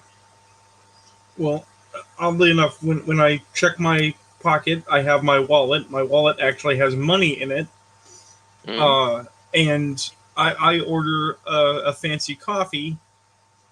And as I am sitting there with the group, about to have this coffee, I am on the edge of an emotional uh, moment, a outburst, quiet but profound, because this isn't the uh, burned, made on a plasma radiator swill that I have been drinking for the last decade and a half. This is actual coffee. This is actual coffee from the old coffee shop with sugar and caramel and all the things I used to like. Yeah. And it's the worst thing ever. This is revolting. I'd like another. Oh no! How and why coffee- we have shared memories, and once we come to an. I'm sorry. The coffee is great, but it's that "don't give me hope" moment. Jennifer will go up. My internet's being kind of shitty, so if I chop in, I apologize. Okay. Jennifer will go up, order a group platter of ushpizi, and order herself a bowl cup cappuccino.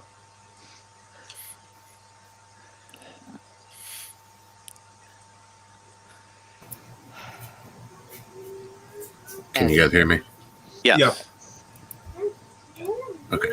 Oh God. That's how we became a band.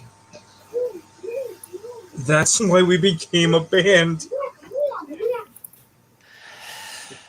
Why did we ever think trying to fight an intergalactic music mogul with a record label was a good idea?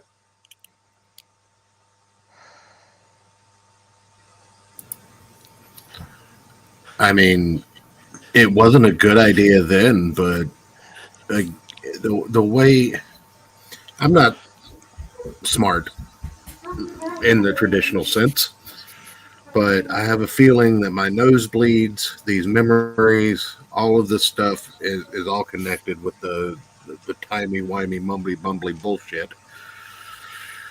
And I feel like we're going to have to do a lot of this stuff again.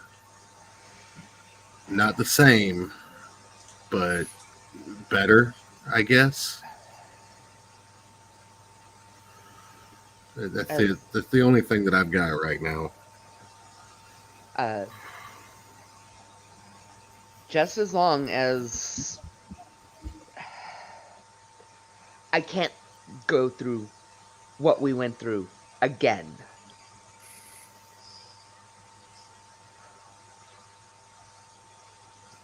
Oh, 100% no, not. No. Well, I'll kill all of us. I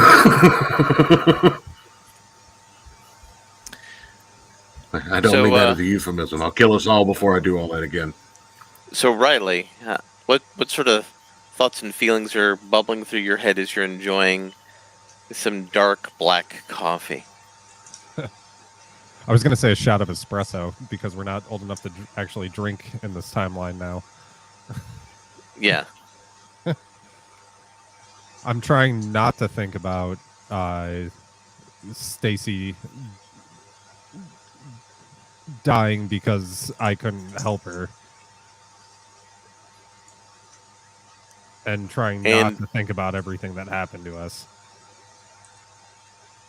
And Lewis, how about you? How are you processing in the old coffee shop? I'm hungry. I'm gonna order something off the menu. I just brought a big plate of sweets to the table, so.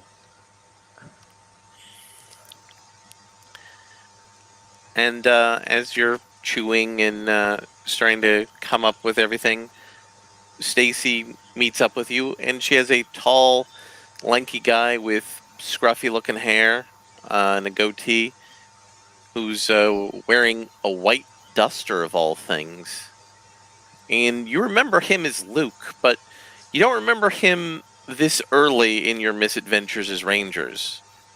And he was the White Ranger. And Stacy says, "Oh, guys, I'm so glad you got out of there okay. Luke is kind of not all together, because he was telling me about being from Atlantis, and apparently Antarctica was Atlantis."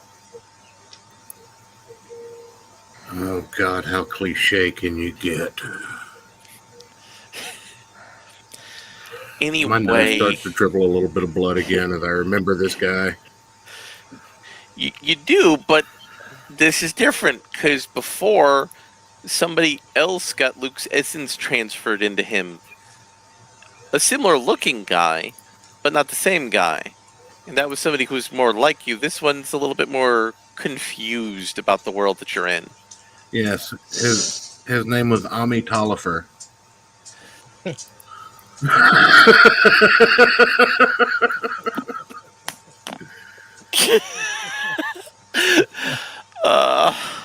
Oh. And Stacy sits down. So, we're supposed to be superheroes and save the world, apparently? That's what they told us.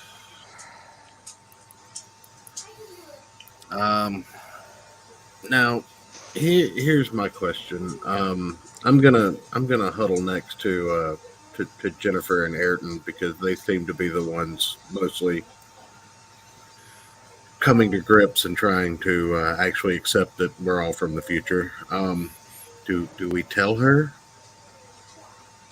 I mean, if Luke's already said things to her. I don't know that he has. He's already come in this I don't know that early he even in our knows who he timeline. is. He's come in this early in our timeline, so. But she doesn't remember anything. She wasn't brought back with us. That's because she fucking died. And neither was he. Yeah, these aren't our Luke and Stacy. They are, but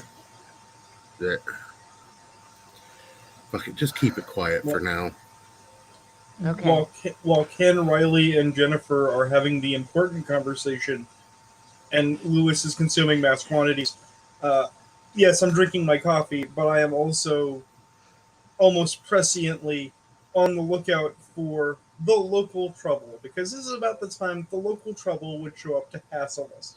Because I remember those two assholes real well.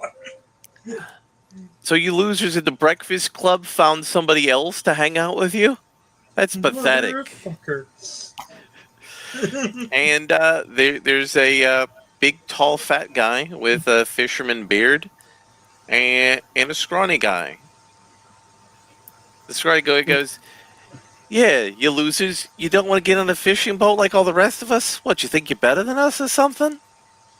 Yes, now go away. As they approach, Kurt actually does try to say something particularly spicy, but somehow finds that his mouth refuses to actually make the words. So the closest he gets to is mother fudge. As though there were censors controlling our language. Go away, Wait, are there more losers. putties? Go away, losers. You only bug us because I won't fuck y'all. And they both kind of have like a bright red shock of embarrassment. And Stacy says, "Guys, you're not like this at church. You could be normal around other people." They go to church with you, princess? Yeah. Holy shit. I go to that church too. That I believe. And Stacy goes over, yeah, but they go all the time because that's their only way away from their parents. And they both start to slink away from the table with a lot of you. It's kind of sad. Their dads are always drunk and disorderly and mean to them. So's mine, but I don't turn to frickin' organized religion. At least theirs are still around. I appreciate you said that you as just if live you. with us more than you live at your own house. I appreciate, Jennifer, how you said that like you were about to say, I didn't turn to organized crime. I mean, I have the same disdain for both. And Luke joins Lewis on pounding away at the platter on the table. And Stacy kind of frowns a little bit, says, like, I'm pretty sure we're not supposed to have somebody who's like an amnesiac from the dawn of time on our superhero team. That feels weird. It doesn't feel like, we're set up for success as a superhero team with that. And being a superhero team feels normal in general? No, it doesn't. But, like, I like to help people. So this is kind of like helping people. Just you punch bad people, I guess. Basically, but at the same time, he's with us, and this isn't the strangest thing that's happened today. You look at you look at Luke, and you're like, so you still have the white energy? Luke nods, yeah. I used that to seal the portal where the army from the blackness was coming in. Wait, what? Yeah, back in the old days. Where? Back in Atlantis, the army of the Void was marching through. And I sealed them off. Can I pause everyone for a moment? Yes. Yeah.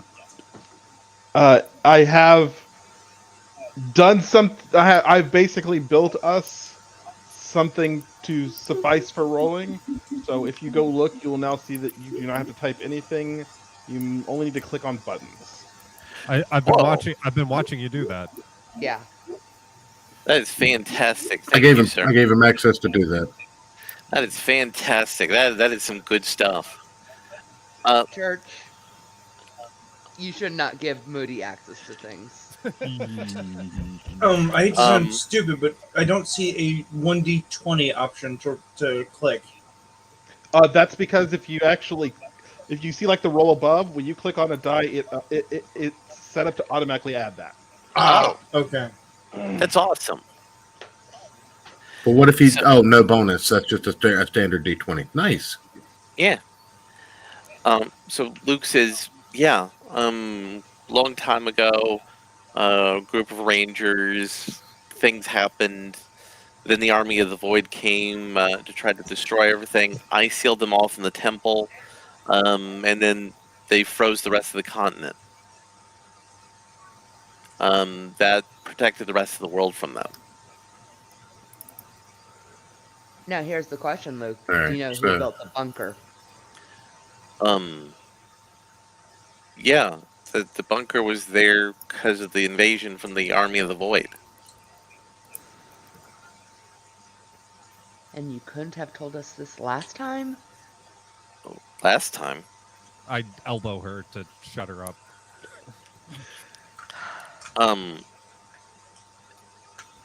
Like, it got sealed off, though.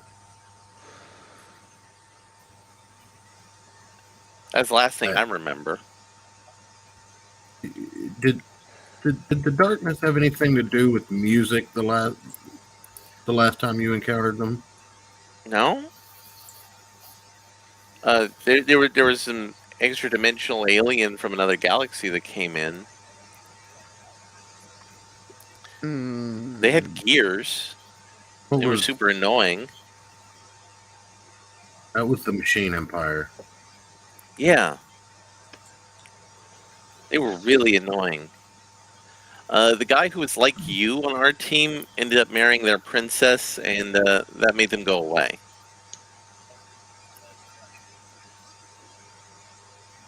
Yeah, and then he got all red and veiny and whatnot. Not a good guy. But anyway, so there was the horrible darkness, and I sacrificed myself to save the world. I didn't like to talk about that because, that'd be kind of arrogant to talk about, right? I I mean, mean, isn't that what we're supposed to do? Save the world on a regular basis? that's what we're And told. that is the job. Yes, apparently. Well, I want to be clear. I think that's the job. Good, evil, indifferent, other. Earth should be the job, and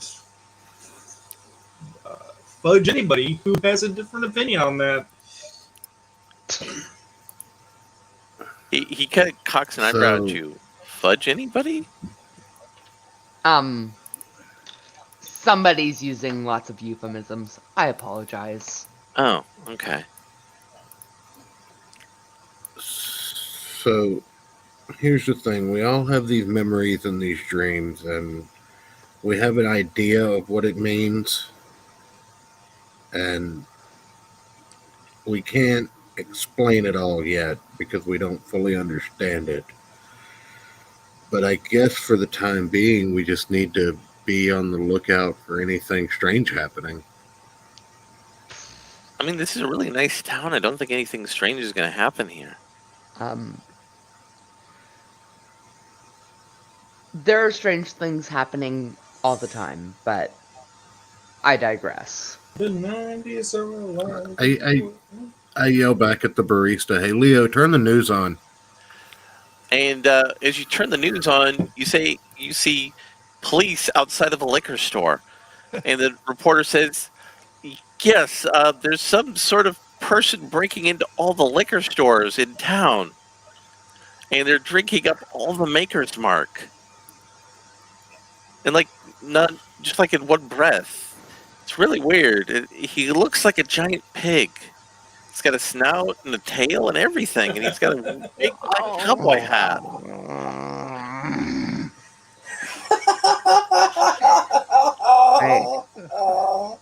I guess it's time to go. You do remember this creature you remember. And the report says, and also he's been breaking into pharmacies and he's been taking all of the Xanax and all the pain medication. Oh, geez. And he's been this stuffing guy. it into a purse. Have they been yelling "Christ is King" too? Well, I mean, the TV doesn't answer you that question, but yes, that is something you remember him yelling.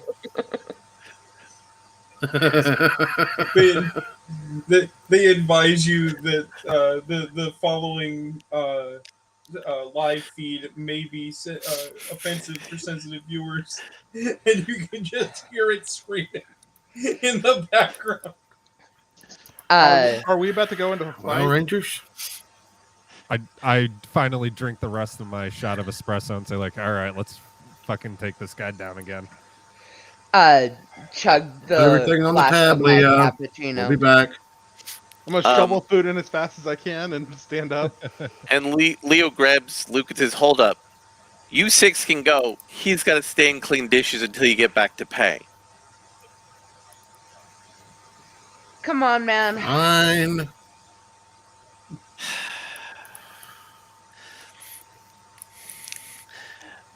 And So, you go I think to that's probably a decent break for the second. yes, Oh, sorry. that's the break for the second hour. That sounds like a good spot. I was going to say that's probably Probably Well, especially an for the- break right there. Especially for those of us who have to go do things in real life, yeah. Yeah. So, Speaking of 10-minute which, break. at least, because I've got to go do Alex's insulin. Yeah. Hey, Church, do you want to try jumping out of the Yeah. call and coming back in? And Okay. I'm going to make this work. Hold on. Well, again, on the subject of things that I like that as much as I disliked Power Rangers, that like TV logic Yeah, applies. Yes. My internet has not been the best. It's been terrible weather all day here. Well, Fair. I'm gonna go take care of the medicine because the last thing we need is for our putties to fall sick. So Right. Yeah. So I have music this time. If we all want to step away for a minute. cool. Sure. Yeah, let's give the Oh, audience some God. music.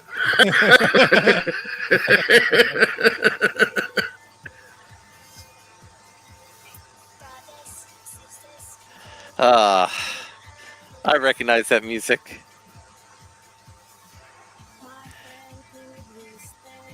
I mean, is this do we have to like worry about getting demonetized for this? I mean, we'd have to be monetized first to worry about being demonetized. I don't know. I don't want us to get copyright struck for having fun. This is an Australian PSA. It's fine. Yeah.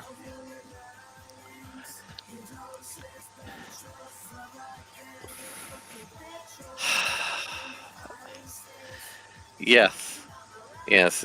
I've never actually seen the original video for this. The video is kind of dark. I mean, this is clearly the very special message for the episode. Exactly.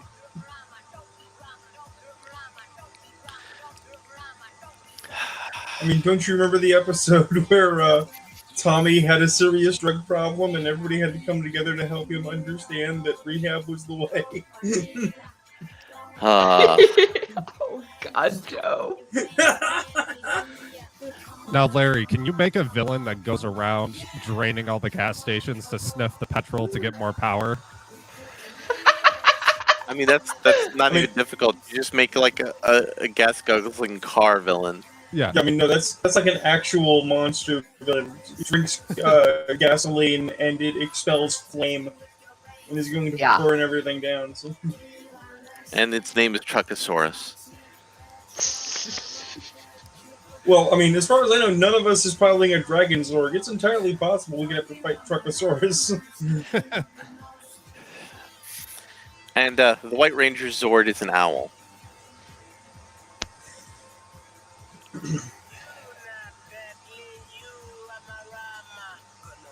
Which is like the White Falcon Zord because it's a bird, but also like the Tiger Zord because owls are the cats of the air.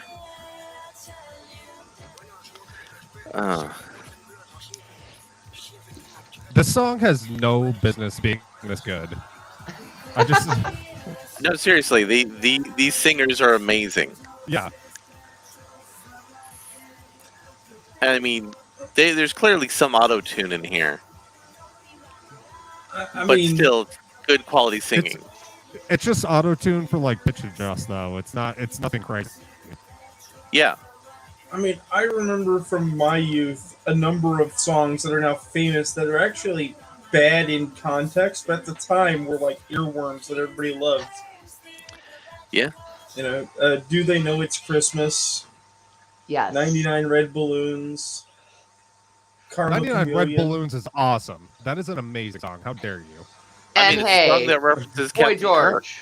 Kirk, after all. No, Boy George is great. I'm just saying that of his musical repertoire, Karma Chameleon is not the most challenging of his lyrical productions.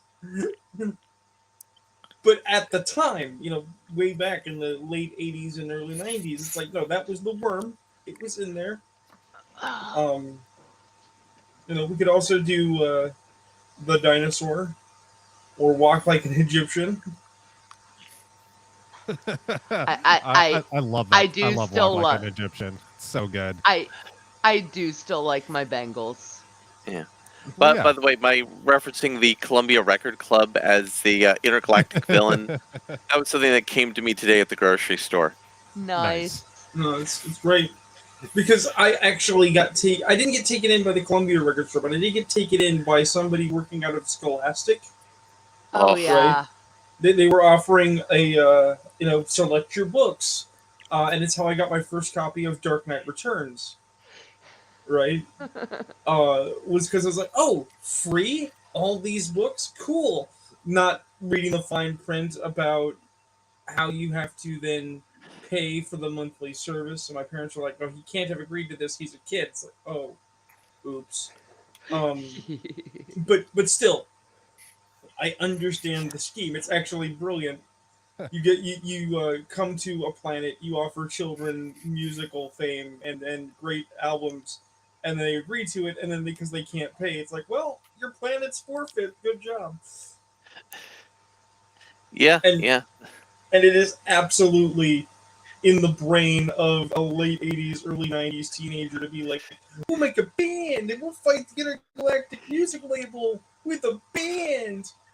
Like some kind of weird Gem Josie and the Pussycats sort of thing. I really wish, though, Larry, I had a keyboard so I could run that through. So anytime, like, the putties make the different notes, I could just hit them on a piano real quick for you. Yes, that would be Oh. great. That'd be great, yeah. Yeah, I have no idea where my keyboard went. I had That'd be one. Peak awesome. I might do it in post, because I can do that fairly easily.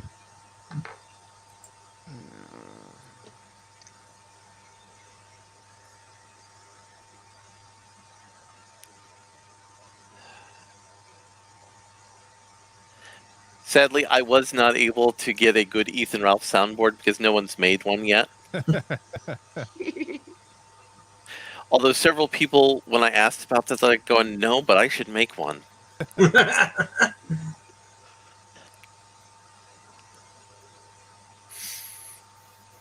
Here, I'm gonna type out all of the notes for you, Larry, and the ones that have the ones that have slashes, they're technically the same note with two names. So just so you know. All right. Because musicians got to make it complicated. No, it depends on which direction you're going. No, I grok you. So I'm just being silly. There's reasons. I don't disagree that it's annoying, though. When I was in middle school, they taught me enough that I could kind of stumble through reading music. But if you were to ask me to try to do that now, I would completely be clueless. But, in middle school, and they say, no, a recorder is totally a legitimate musical instrument. That's technically elementary nowadays. Yeah. My dad's thing was the penny whistle. We have a couple around the house somewhere. There you go, Larry. The full musical scale. Yeah, well, Western musical scale. Now I have to look up the Eastern musical scale. I can type out the Indian musical scale for you. And I imagine the Chinese probably use a derivation of the Indian scale. That one I'm not sure. I never studied Chinese music. I'll Give me a Google second. that later.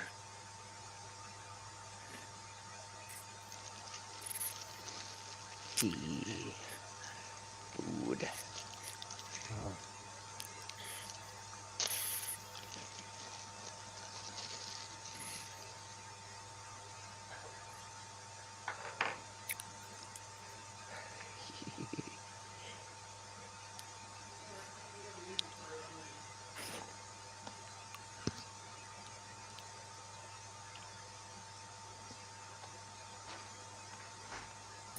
Well, hello, chat.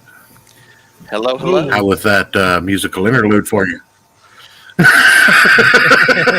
like that musical interlude because Wait. Ayrton and I were commenting on how that music was freakishly good from a quality perspective. That's the all one viewers you have that is me. Right now, but there'll be Oh viewers. no, that was a Mr. Medicare joke. Oh yeah. Of course. Yeah. Well, hello, chat. All right, are we ready to go deal with the pudgy pig? Moo A holler just and hog, you started. mean? Holler and hog, yeah. Moo Moo's still just dosing children? well, he brought me my dinner and is heading back upstairs now. Okay. And phrasing. I mean, he was dosing children with their necessary medication. It's still phrasing. Yeah, the fact that it's necessary medication is important there. It is very important. Oh, and just so you guys wait for the next song I have planned for the next break. That'll be next. That'll be next session. Yeah. Yeah. So we do have a comment Okay. that said that there is no way that Rune is green. He must be either a red or yellow. Rune is green, but unlike the previous Green Rangers, he knows Kung Fu. And so you find yourself at the mall, where you see a very large hog with a purse and a big black cowboy hat, and trying to break down the door to get into a Walgreens. We doing this, Ken? All right, guys, it's morphin' time. All right, everybody, roll for initiative. So, all right, here we go. 14. All right. Let's post them in the chat so we got them all lined up. That'd be more convenient for the DM. I mean, that is a thing to be. It's convenient for the DM. Oh, wow. Also, just to let you guys know, and for future reference, as the Red Ranger, I have the a leader perk that lets you guys forego a little bit of your initiative to boost mine. So do you want to boost your initiative for your leader? Or do you want the monster to go first? Oh, that'll.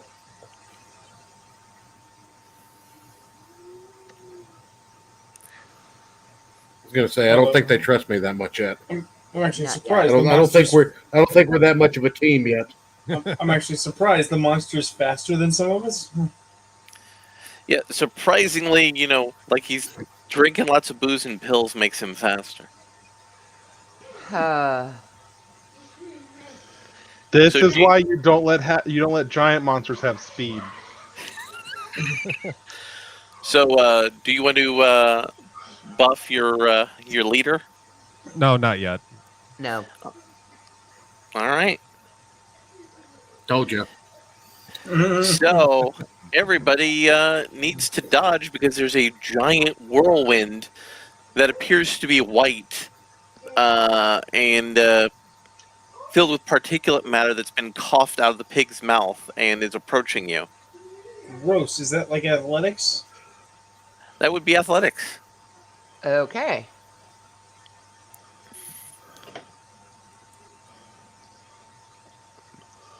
That's plus D2 there. Dang it, people.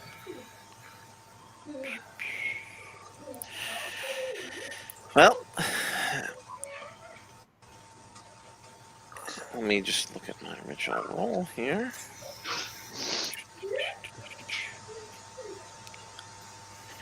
So, Rune is able to dodge. Lewis is able to dodge. Ken is also narrowly able to dodge. That first 12 is me. Since I've the way Yeah. StreamYards works, it shows both of them are going to show up as church. I wasn't sure what you saw on your end. My bad. So the first one is you? Yeah, the 12. Yeah, so Jennifer and Riley, you both get hit by a tornado of cocaine. Okay. And this is why you can't have. Never mind. I'm gonna stop that sentence where I started no. it. No, this is why the helmets are sealed environments. Exactly. Your ranger suits are environmentally sealed to prevent toxins like this from hurting you. I start frantically trying to take my helmet off. And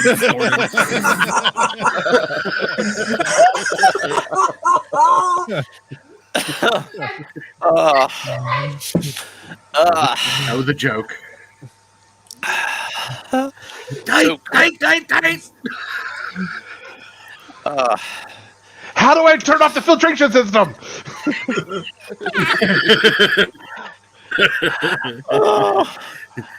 Someone give me a baggy stat. and this is why we can't be on Twitch. I need a sample. I need a sample for science. So, Jennifer, you're first up for dealing with the pig monster.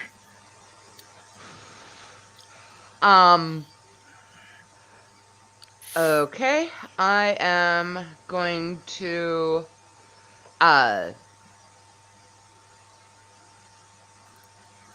go at him with my sai. All right. Roll for stabbing. Okay.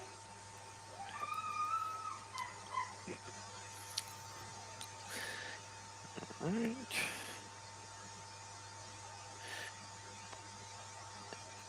And the piggy, being inebriated and on pills, does get hit by the sai. So, how does your size damage work?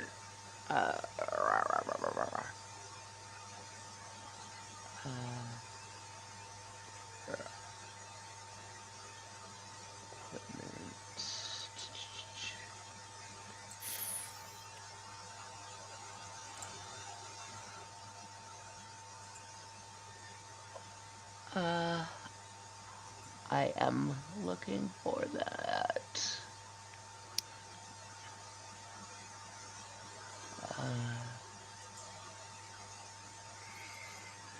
Page 105 in the book. Okay, thank you. Thank you. Again, this is our first time doing it, so we're learning as we go.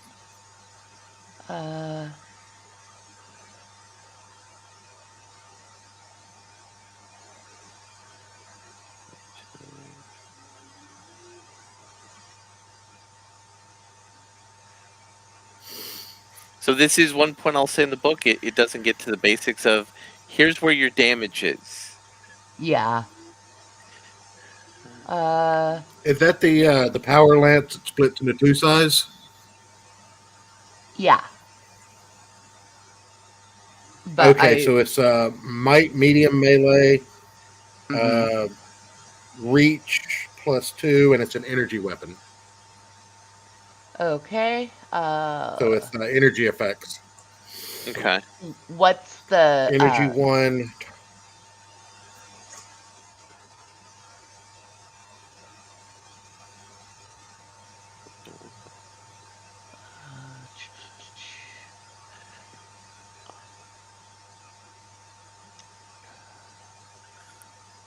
So with energy, I think I see it. What's it? Well, no, you read what you found there. power drawn from the Morphin Grid delivers energy damage that affects threats infused with magic more easily. Energy weapons gain 1 on attacks against all threats from their grown form. So it would be whatever roll plus the number 1. You would just get an immediate +1 to your attack. Okay, so that would... Okay, yeah, that makes sense. So... And you have a... Yeah, you've got a... I have a... You've got reach ×2 with the lance and reach 1. So you've got... Yeah, so you've got 1 reach, which I think is in the same key as the power blasters of the blade. So that would be 5 feet. So you'd have to get in close. Yeah. Yeah. 5 feet. Yeah. So it still doesn't say what the damage is.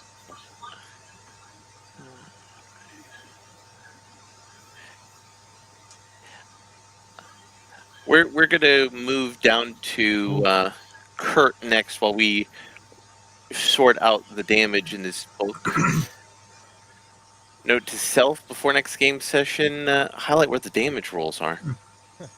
Well, we're about to get into the same sort of boggle, but my plan is, as I understand sort of the theater of conflict, Jennifer got hit with a face full of cocaine tornado. Yes. Right. So did Riley. Is stabbing it with her sai. She broke her spear into two to go rope-a-dope. Is that what's going on? Effectively, yeah. Right. So my plan is to aid, because Green gotta support Green by not breaking my spear into a Scream of Six, which seems to be the only spear option that isn't ridiculously hard to come by. And instead, I figured out how the damage works at this point, so I know what the damage is now. Okay. And stabbing the hog to kind of hold it in place at my maximum distance. The only thing is, I'm going to draw attention to myself with this by pronouncing no trans fats, because it's a pig with a purse.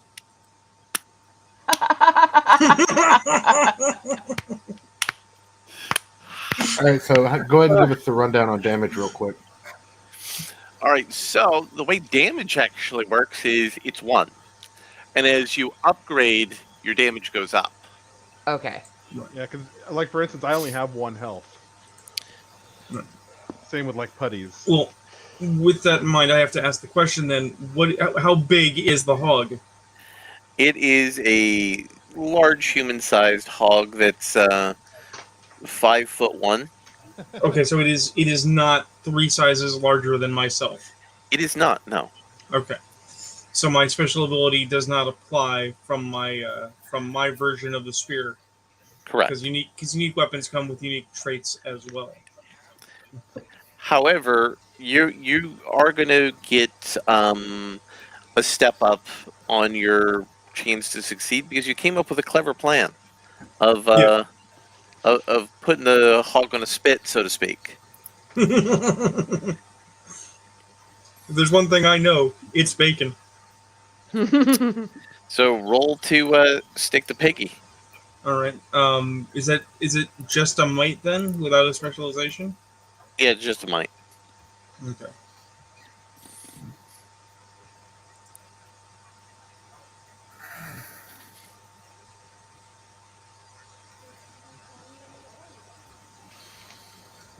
So that's a glorious 18. Nice. And you successfully stab the piggy, and you pin him to a wall. And the wall has a giant poster for the Crescent Dolls concert that's supposed to be happening.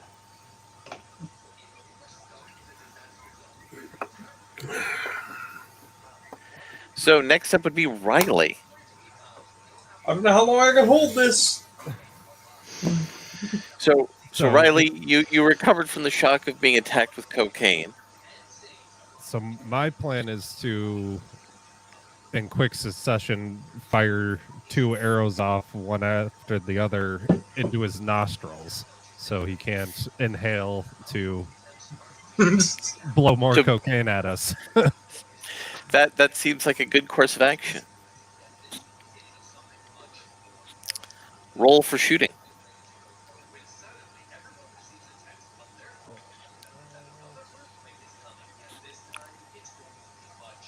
See, 25. You were successful in blasting him in his nostrils with the arrow. Says, "You haven't beaten me. You ain't bleep." And he gives off a string of profanities that come out bleeped for some reason.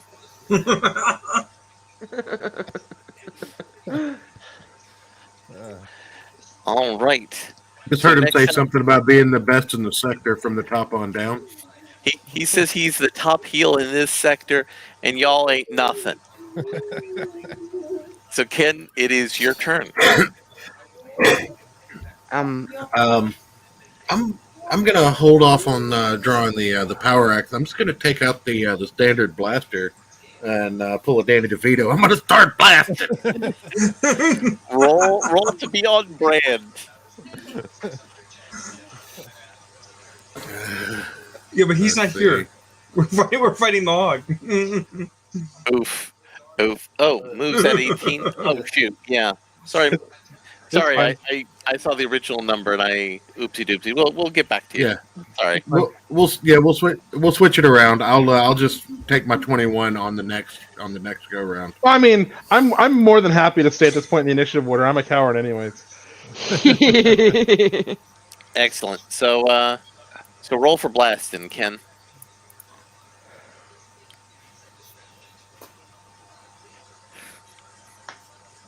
he already did. I He did, had a 21. 21. 21. All right. He flops around. He would flop backwards, but he's been pinned to the wall by a spear, which makes him more annoyed than anything. So Lewis, it is your turn to attack the evil bacon.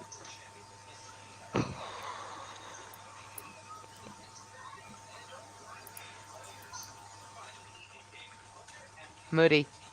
I'm going to attack with. I think I get blasters. I believe is Yeah. the Blue Ranger. Yes. You have a blaster. Yeah.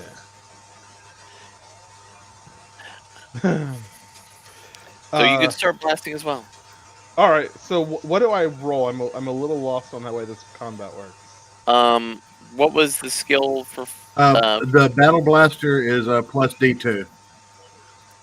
Okay. Oh, for me it was a plus D2. What skill What? is that connected to? Yeah. Let me see. The Targeting. blade maybe? blaster is might targeting. Might targeting, yeah.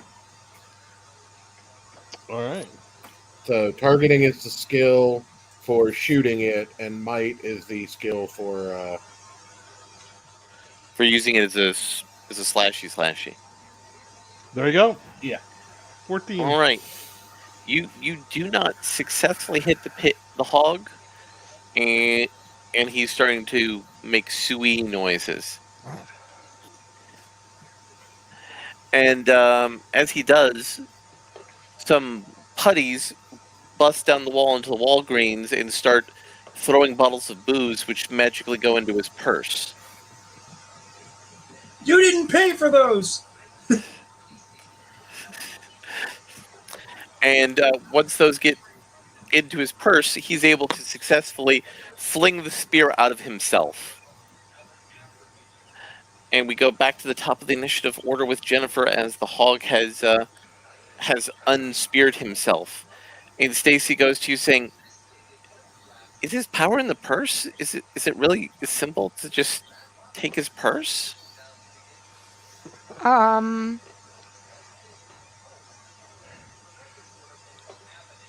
We can try. All right, I am going to brawn my way and try to go a purse snatching. All right, roll to swipe a man's purse. 15. That is good enough to grab the purse, and the hog is running after you, but he's not as fast as you are. Hold on before you calculate that. Jennifer, is your character by any chance part Portuguese? That is horrible. It's terrible. Somebody really should have punched him in the face first. No, the punching came after that, remember? Oh, right.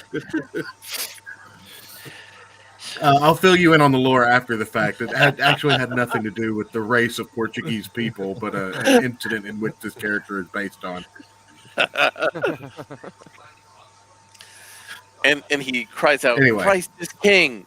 Return my purse to me. That costs more than your house." And you look at it, and it's clearly a knockoff Prada purse. Sorry, dude. Your purse is a knockoff. I hate to tell you that now. All right. So That's not true. so Kurt and Riley, you are next up on the batting order. Let me do mine first, Riley, and I might help you out. So, it's almost comical. It's very TV. As the pig begins to chase, or as the hog begins to chase Jennifer, I'm standing there, and with one arm and my spear, I just kind of shunt it under his hooves to trip him, to send the pig to the ground. That is actually going to work with what I my idea. Roll for that.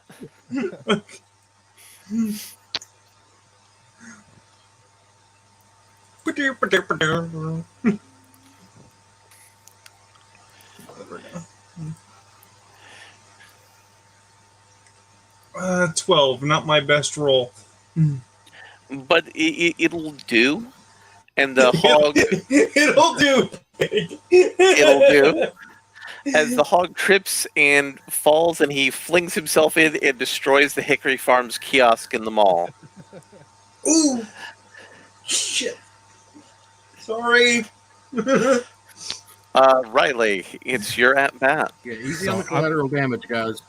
So I'm going to use my taunt specialization and intimidation to get him really pissed off and distracted from chasing after Jennifer with his purse. Very good, very good. Make your roll and then describe how you're going to taunt this this clearly best in the sector hog. Let's see, 18.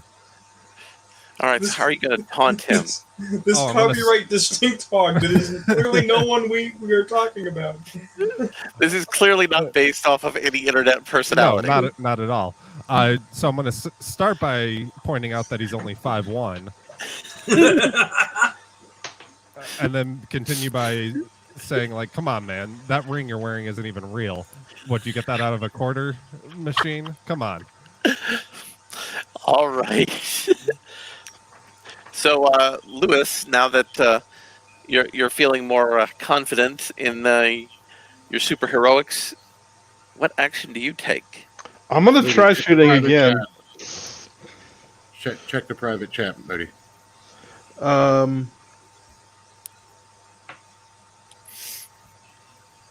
All I see in private chat is ooh. There it is. I just sent it. Okay. I will start firing at it and shout a drain blare. Adrian. Adrian. Fuck, I don't know. All right, and let's look at the Roll. blast and roll.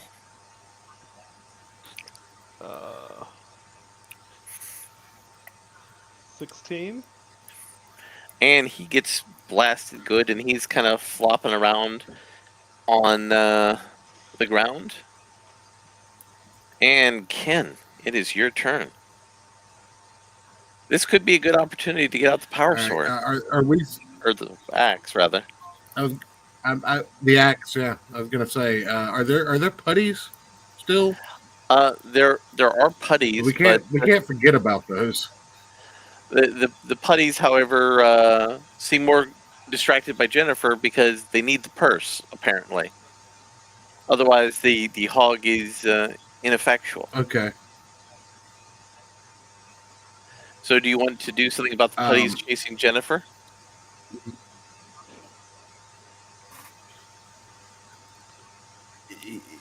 Yeah.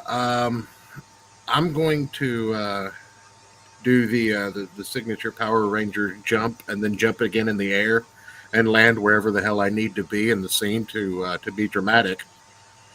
And pull out the power axe, and I'm actually going to swipe at the purse as she's holding it and running by. I'll let it go. Okay. Make a roll for destroying the purse. Well, the power axe is Probably might.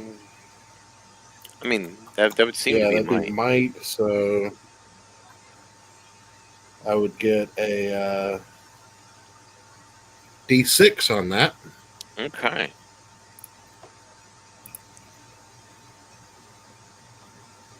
$16.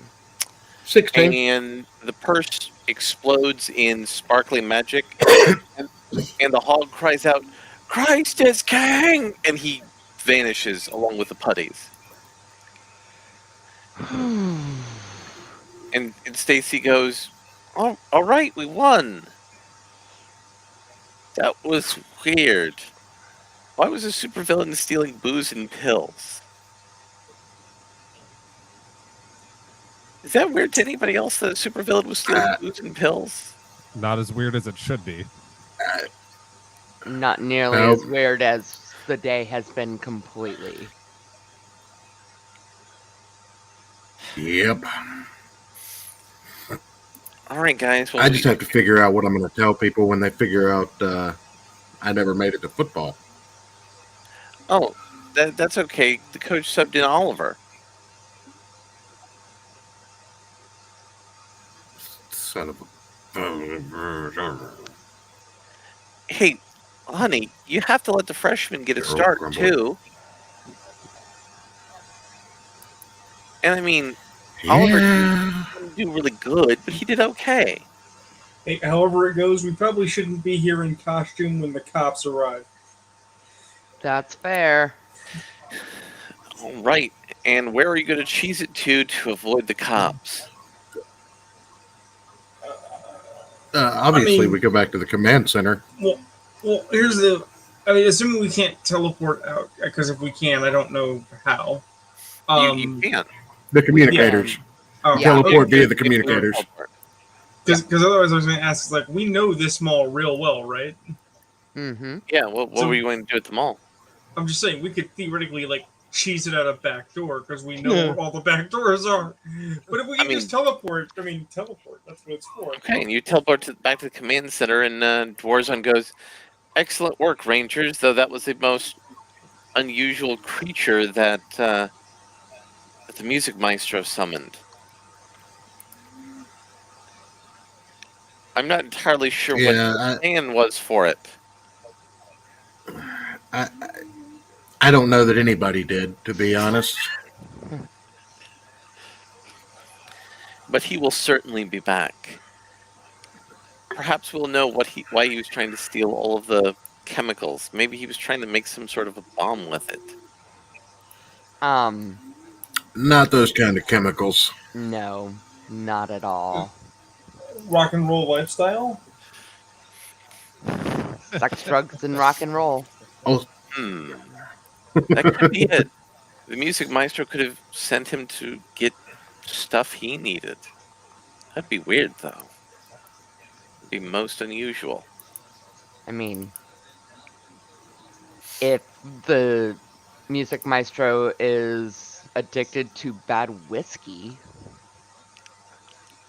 No, you don't understand. He's starting a record empire, so he needs booze and Xanax to ply the artist.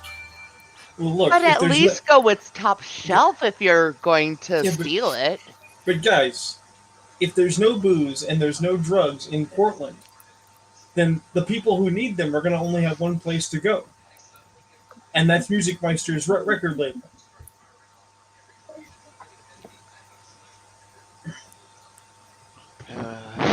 You got a point.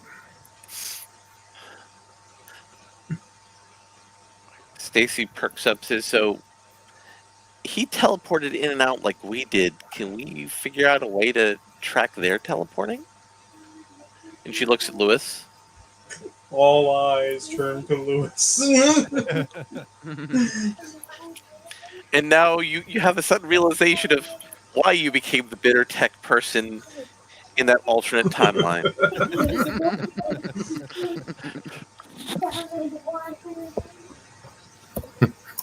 Computer monkey, figure it out.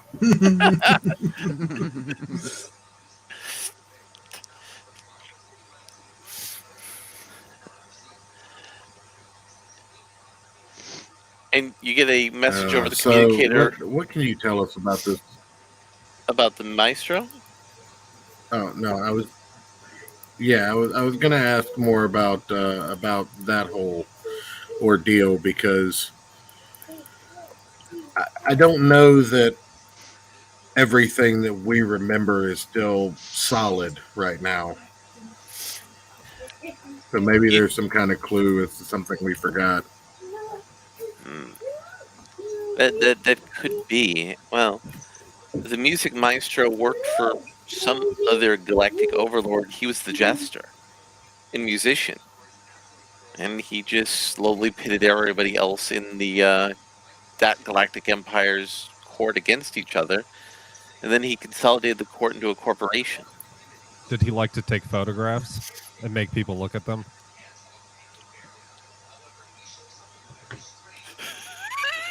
Oh God. I don't know, but he's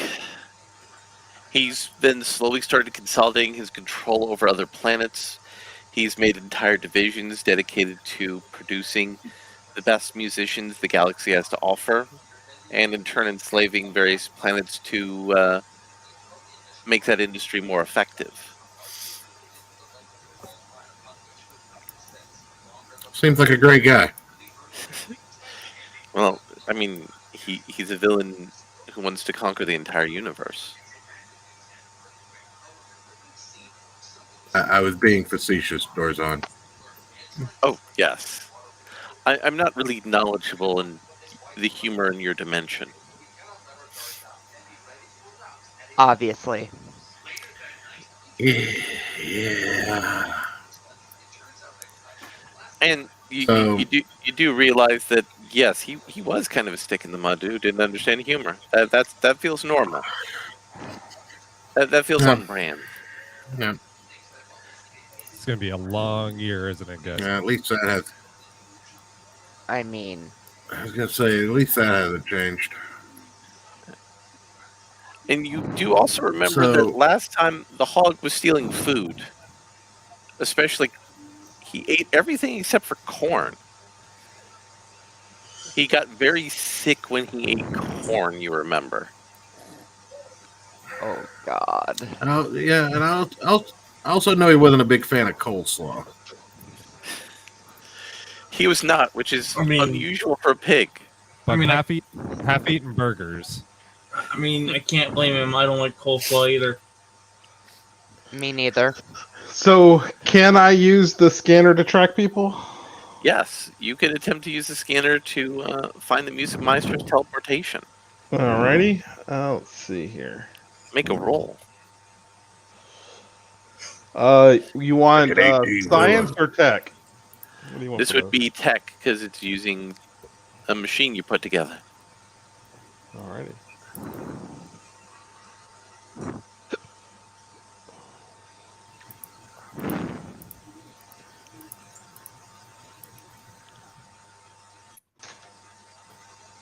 $25. Nice. And you work with Alpha, and you're able to build in an early warning system into the computers. Not just oh, hey, look, there's a monster in the city, but hey, there's a monster in the city, and you are probably going to have a 15-minute, maybe even a half-hour warning Hey, that the monster's coming. got no problem with that. And Alpha goes, this is quite ingenious. You know, this technology, like you've worked on it for years. That's in character. Yes, that is in character. They're buddies again.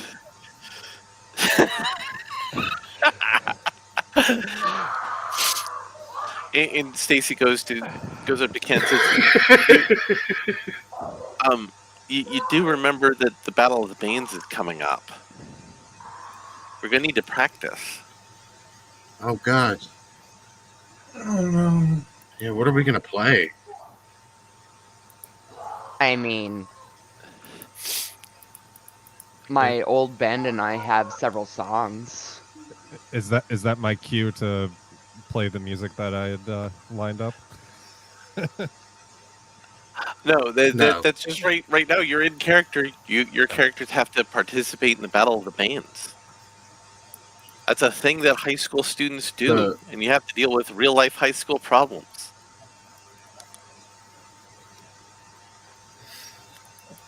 So I guess we all leave the command center, and at least one of us has to go back and pay our Pay your tab bill? so that we can get our Well, friend. we got to get him out of Hawk, yeah. And Luke right now is masterfully designing artistic cappuccino designs for everybody, and there's actually a longer line than normal at the coffee shop. I mean, Well, I hey, guess he guys. found his niche. I mean, here's a question: do the Power Rangers have a theme song? Oh yeah, And Luke looks at you guys and says, "Well, I mean, like what? Like they're an actual like TV show or something? That'd be weird." I know. I'm just saying. We're supposed to come up with something for the Battle of the Bands. Power Rangers could have a theme song. Hey, that sounds like a cool idea for you guys to have for like that band thing. I've apparently gotten hired to work at the coffee shop. Of course you did. I mean, Yeah. it's pretty useful because I need to get an apartment. My parents are never home. You can at least crash on my couch until they come back. That's terrible that your parents are never home. They're always off on benders, so meh. I mean, that's worse. Shouldn't your parents be there to, love, care, and support Also, you what's a and bender? enrich you? But Jennifer, the Hawk didn't look like either of your parents, and I quickly dodged behind Ken.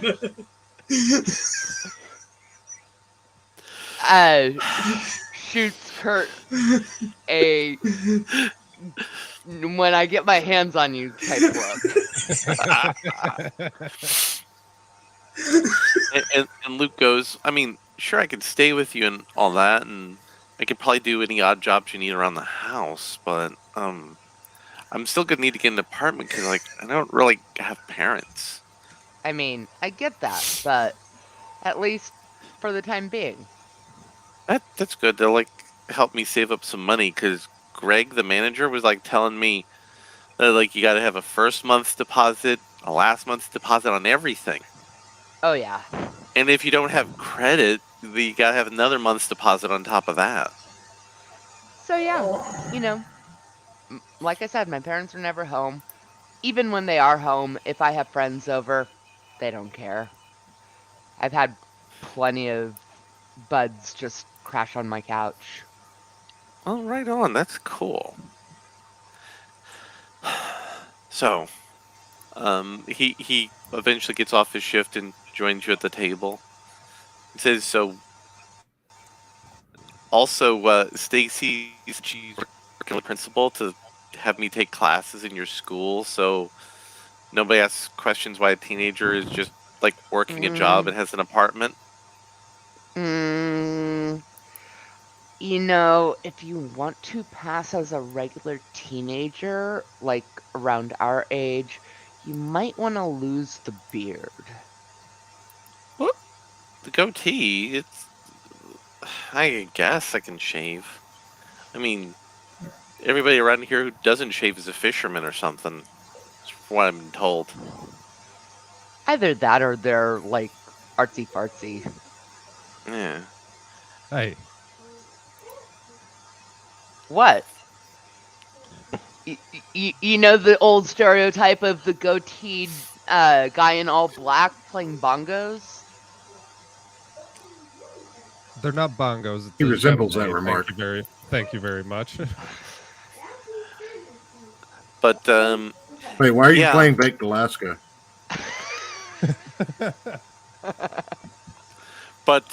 yeah, and the winner of the Battle of the Bands one I hear gets to actually open the Crescent Dolls concert when they come into town that's pretty cool.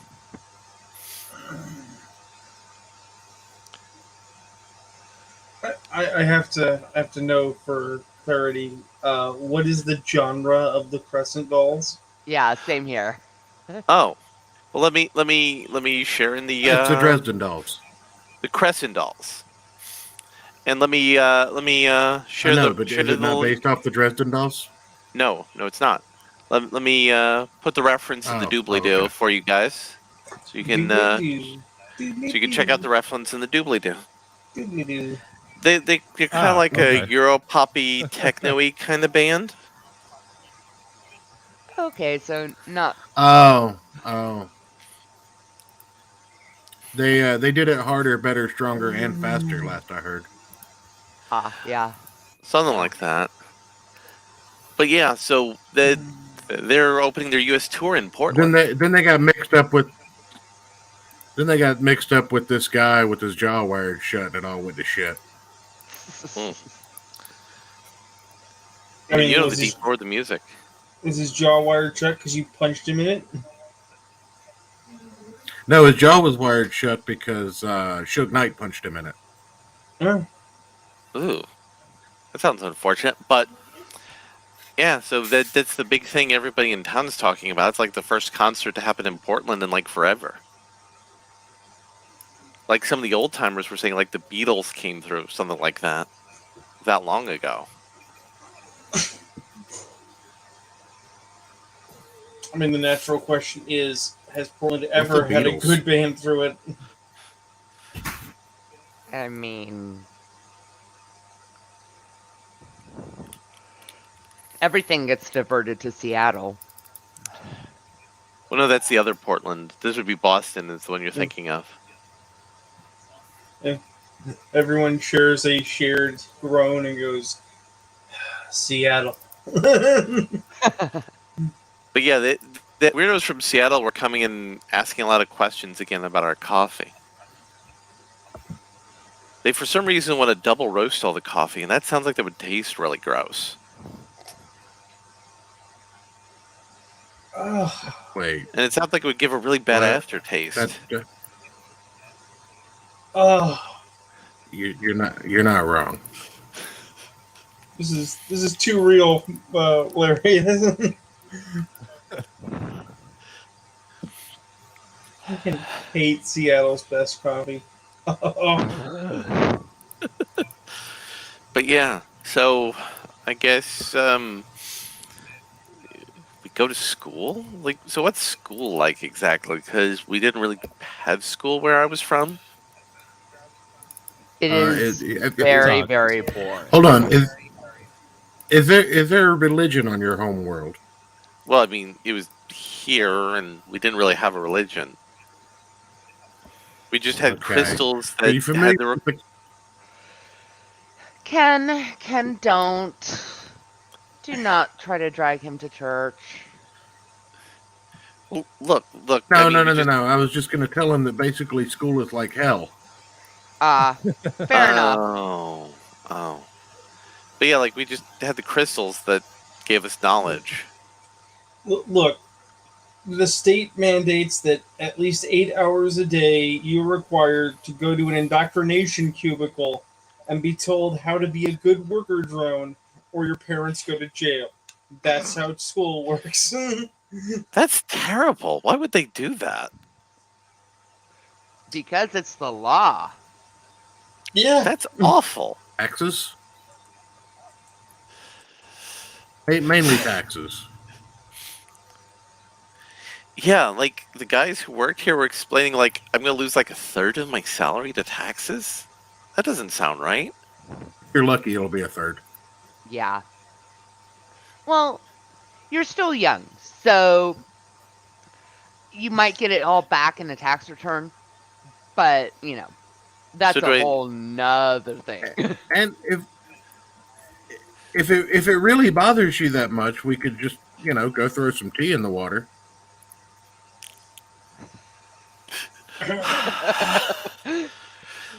Ken, just no. And that is Hey, where we close the episode. on that perfect little note, this was our first session of the Power Rangers campaign. So, players, what did you? That's going to be a good closing. Just Mary saying Ken no. That's where I'm gonna. That's where I'm gonna cut it. Yeah. The screen freezes, the credits come up, musical cue. So, how did everybody like? Well, your actually, first I was session? going to say before we. Go ahead. Oh, yeah, it was great. But I have this. It's 6 minutes long, so it'll probably be the outro. Okay. But this could be our opening and outro theme. And let's listen to a little bit of it. I'll wait to play it. Oh, Okay. we want to listen. Okay. Yeah. Okay, here we go. Although I gotta give credit to Ayrton's thing though.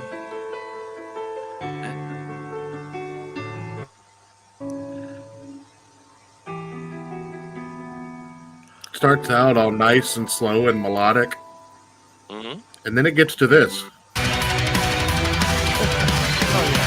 I mean,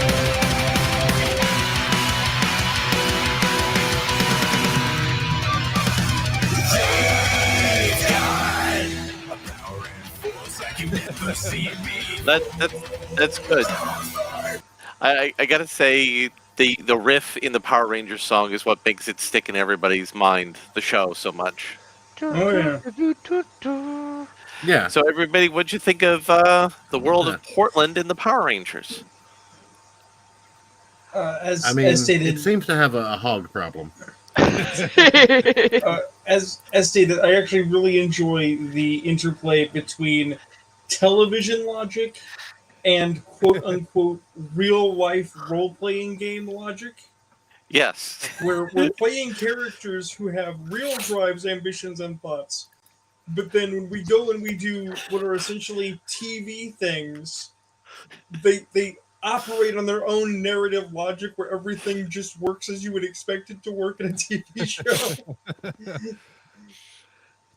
That was what I was shooting for. I actually had a lot of fun, and I don't know. Tell me if I'm wrong, Rune, but I feel like I'm doing much better than our last game. Role-playing games absolutely operate on a learn-by-doing scheme, and you get better the more times you do it. Yes.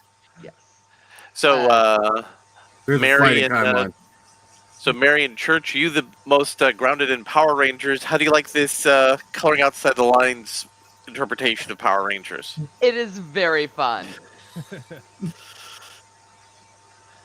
And Mr. Church? No, yeah. Oh no, I enjoyed it. It was good. I also like the idea of breaking it down into to chunks. That way, you know, their levity breaks and whatnot. Yeah. I tried to play it straight for the first hour, but it's just not possible. I can't do it. I told you. I told you from the second we started talking about this idea, we were going to not be very good Power Rangers because we're just too entrenched in our shitposty ways. And remember, guys, I can cut out anything. Yeah, but all of that stuff worked. And Moody, what do you think of this little experience? You know what? I am more than happy to role play the most useless person in the group. Actually, no, you did the science, and the science was useful. You're the most useful. And I have one skill. Just don't ask me to step outside that one thing. Well, it's like and you're going to be encountering the hog again in the next episode, and between now and when we film the next episode, everybody's going to level up. So we're going to test the waters out a little bit more. The one thing I have to say about this book is this is not a well-written game book.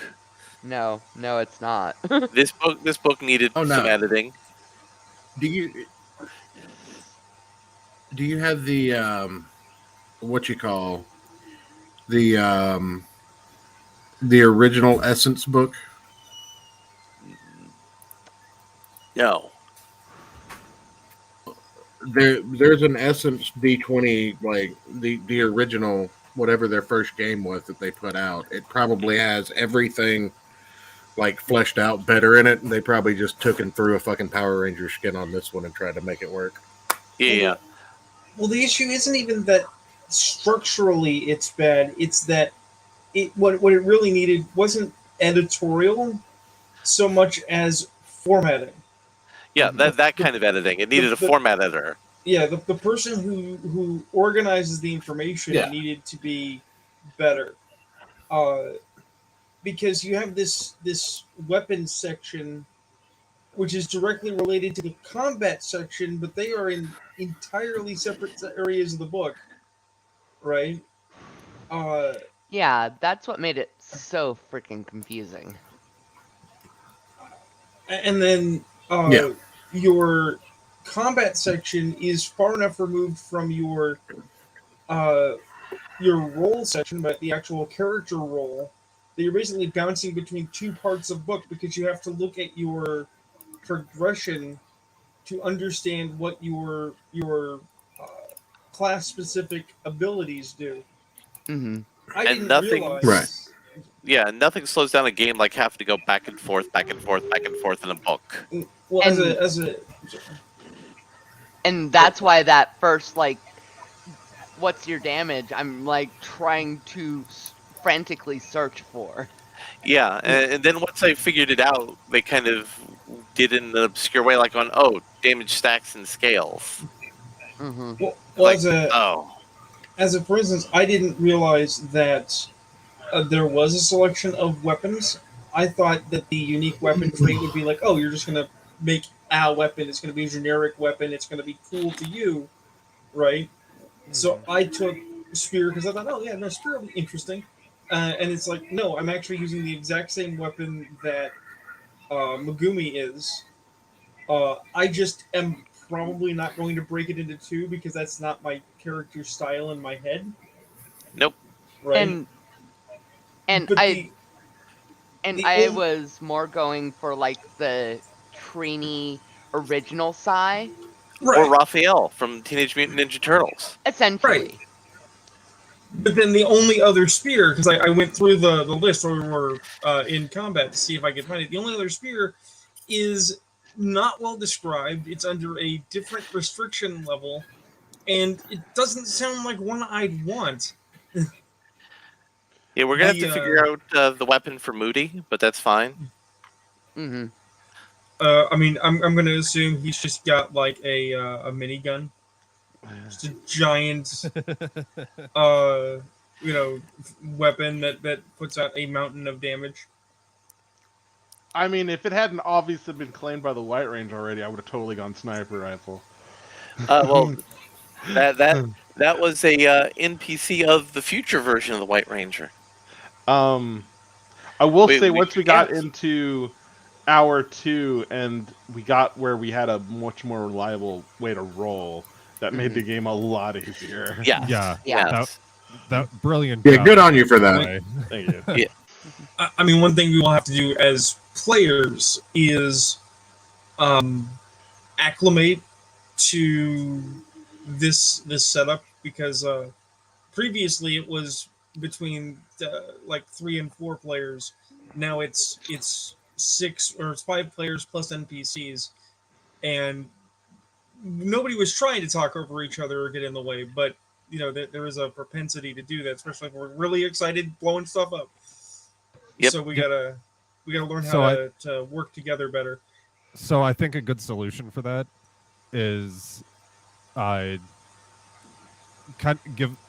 give like a, I know Church, you hate dead air, but give like a 3 to 5 second pause before everyone talks, because then I can shrink those out and make it flow seamlessly.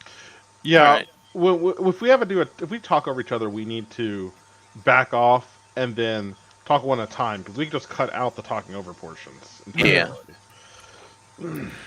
All right. Well, good night, everybody who's watching, because we've hit hour 3, and yeah. Good night, everybody. Night. Good night. Bye.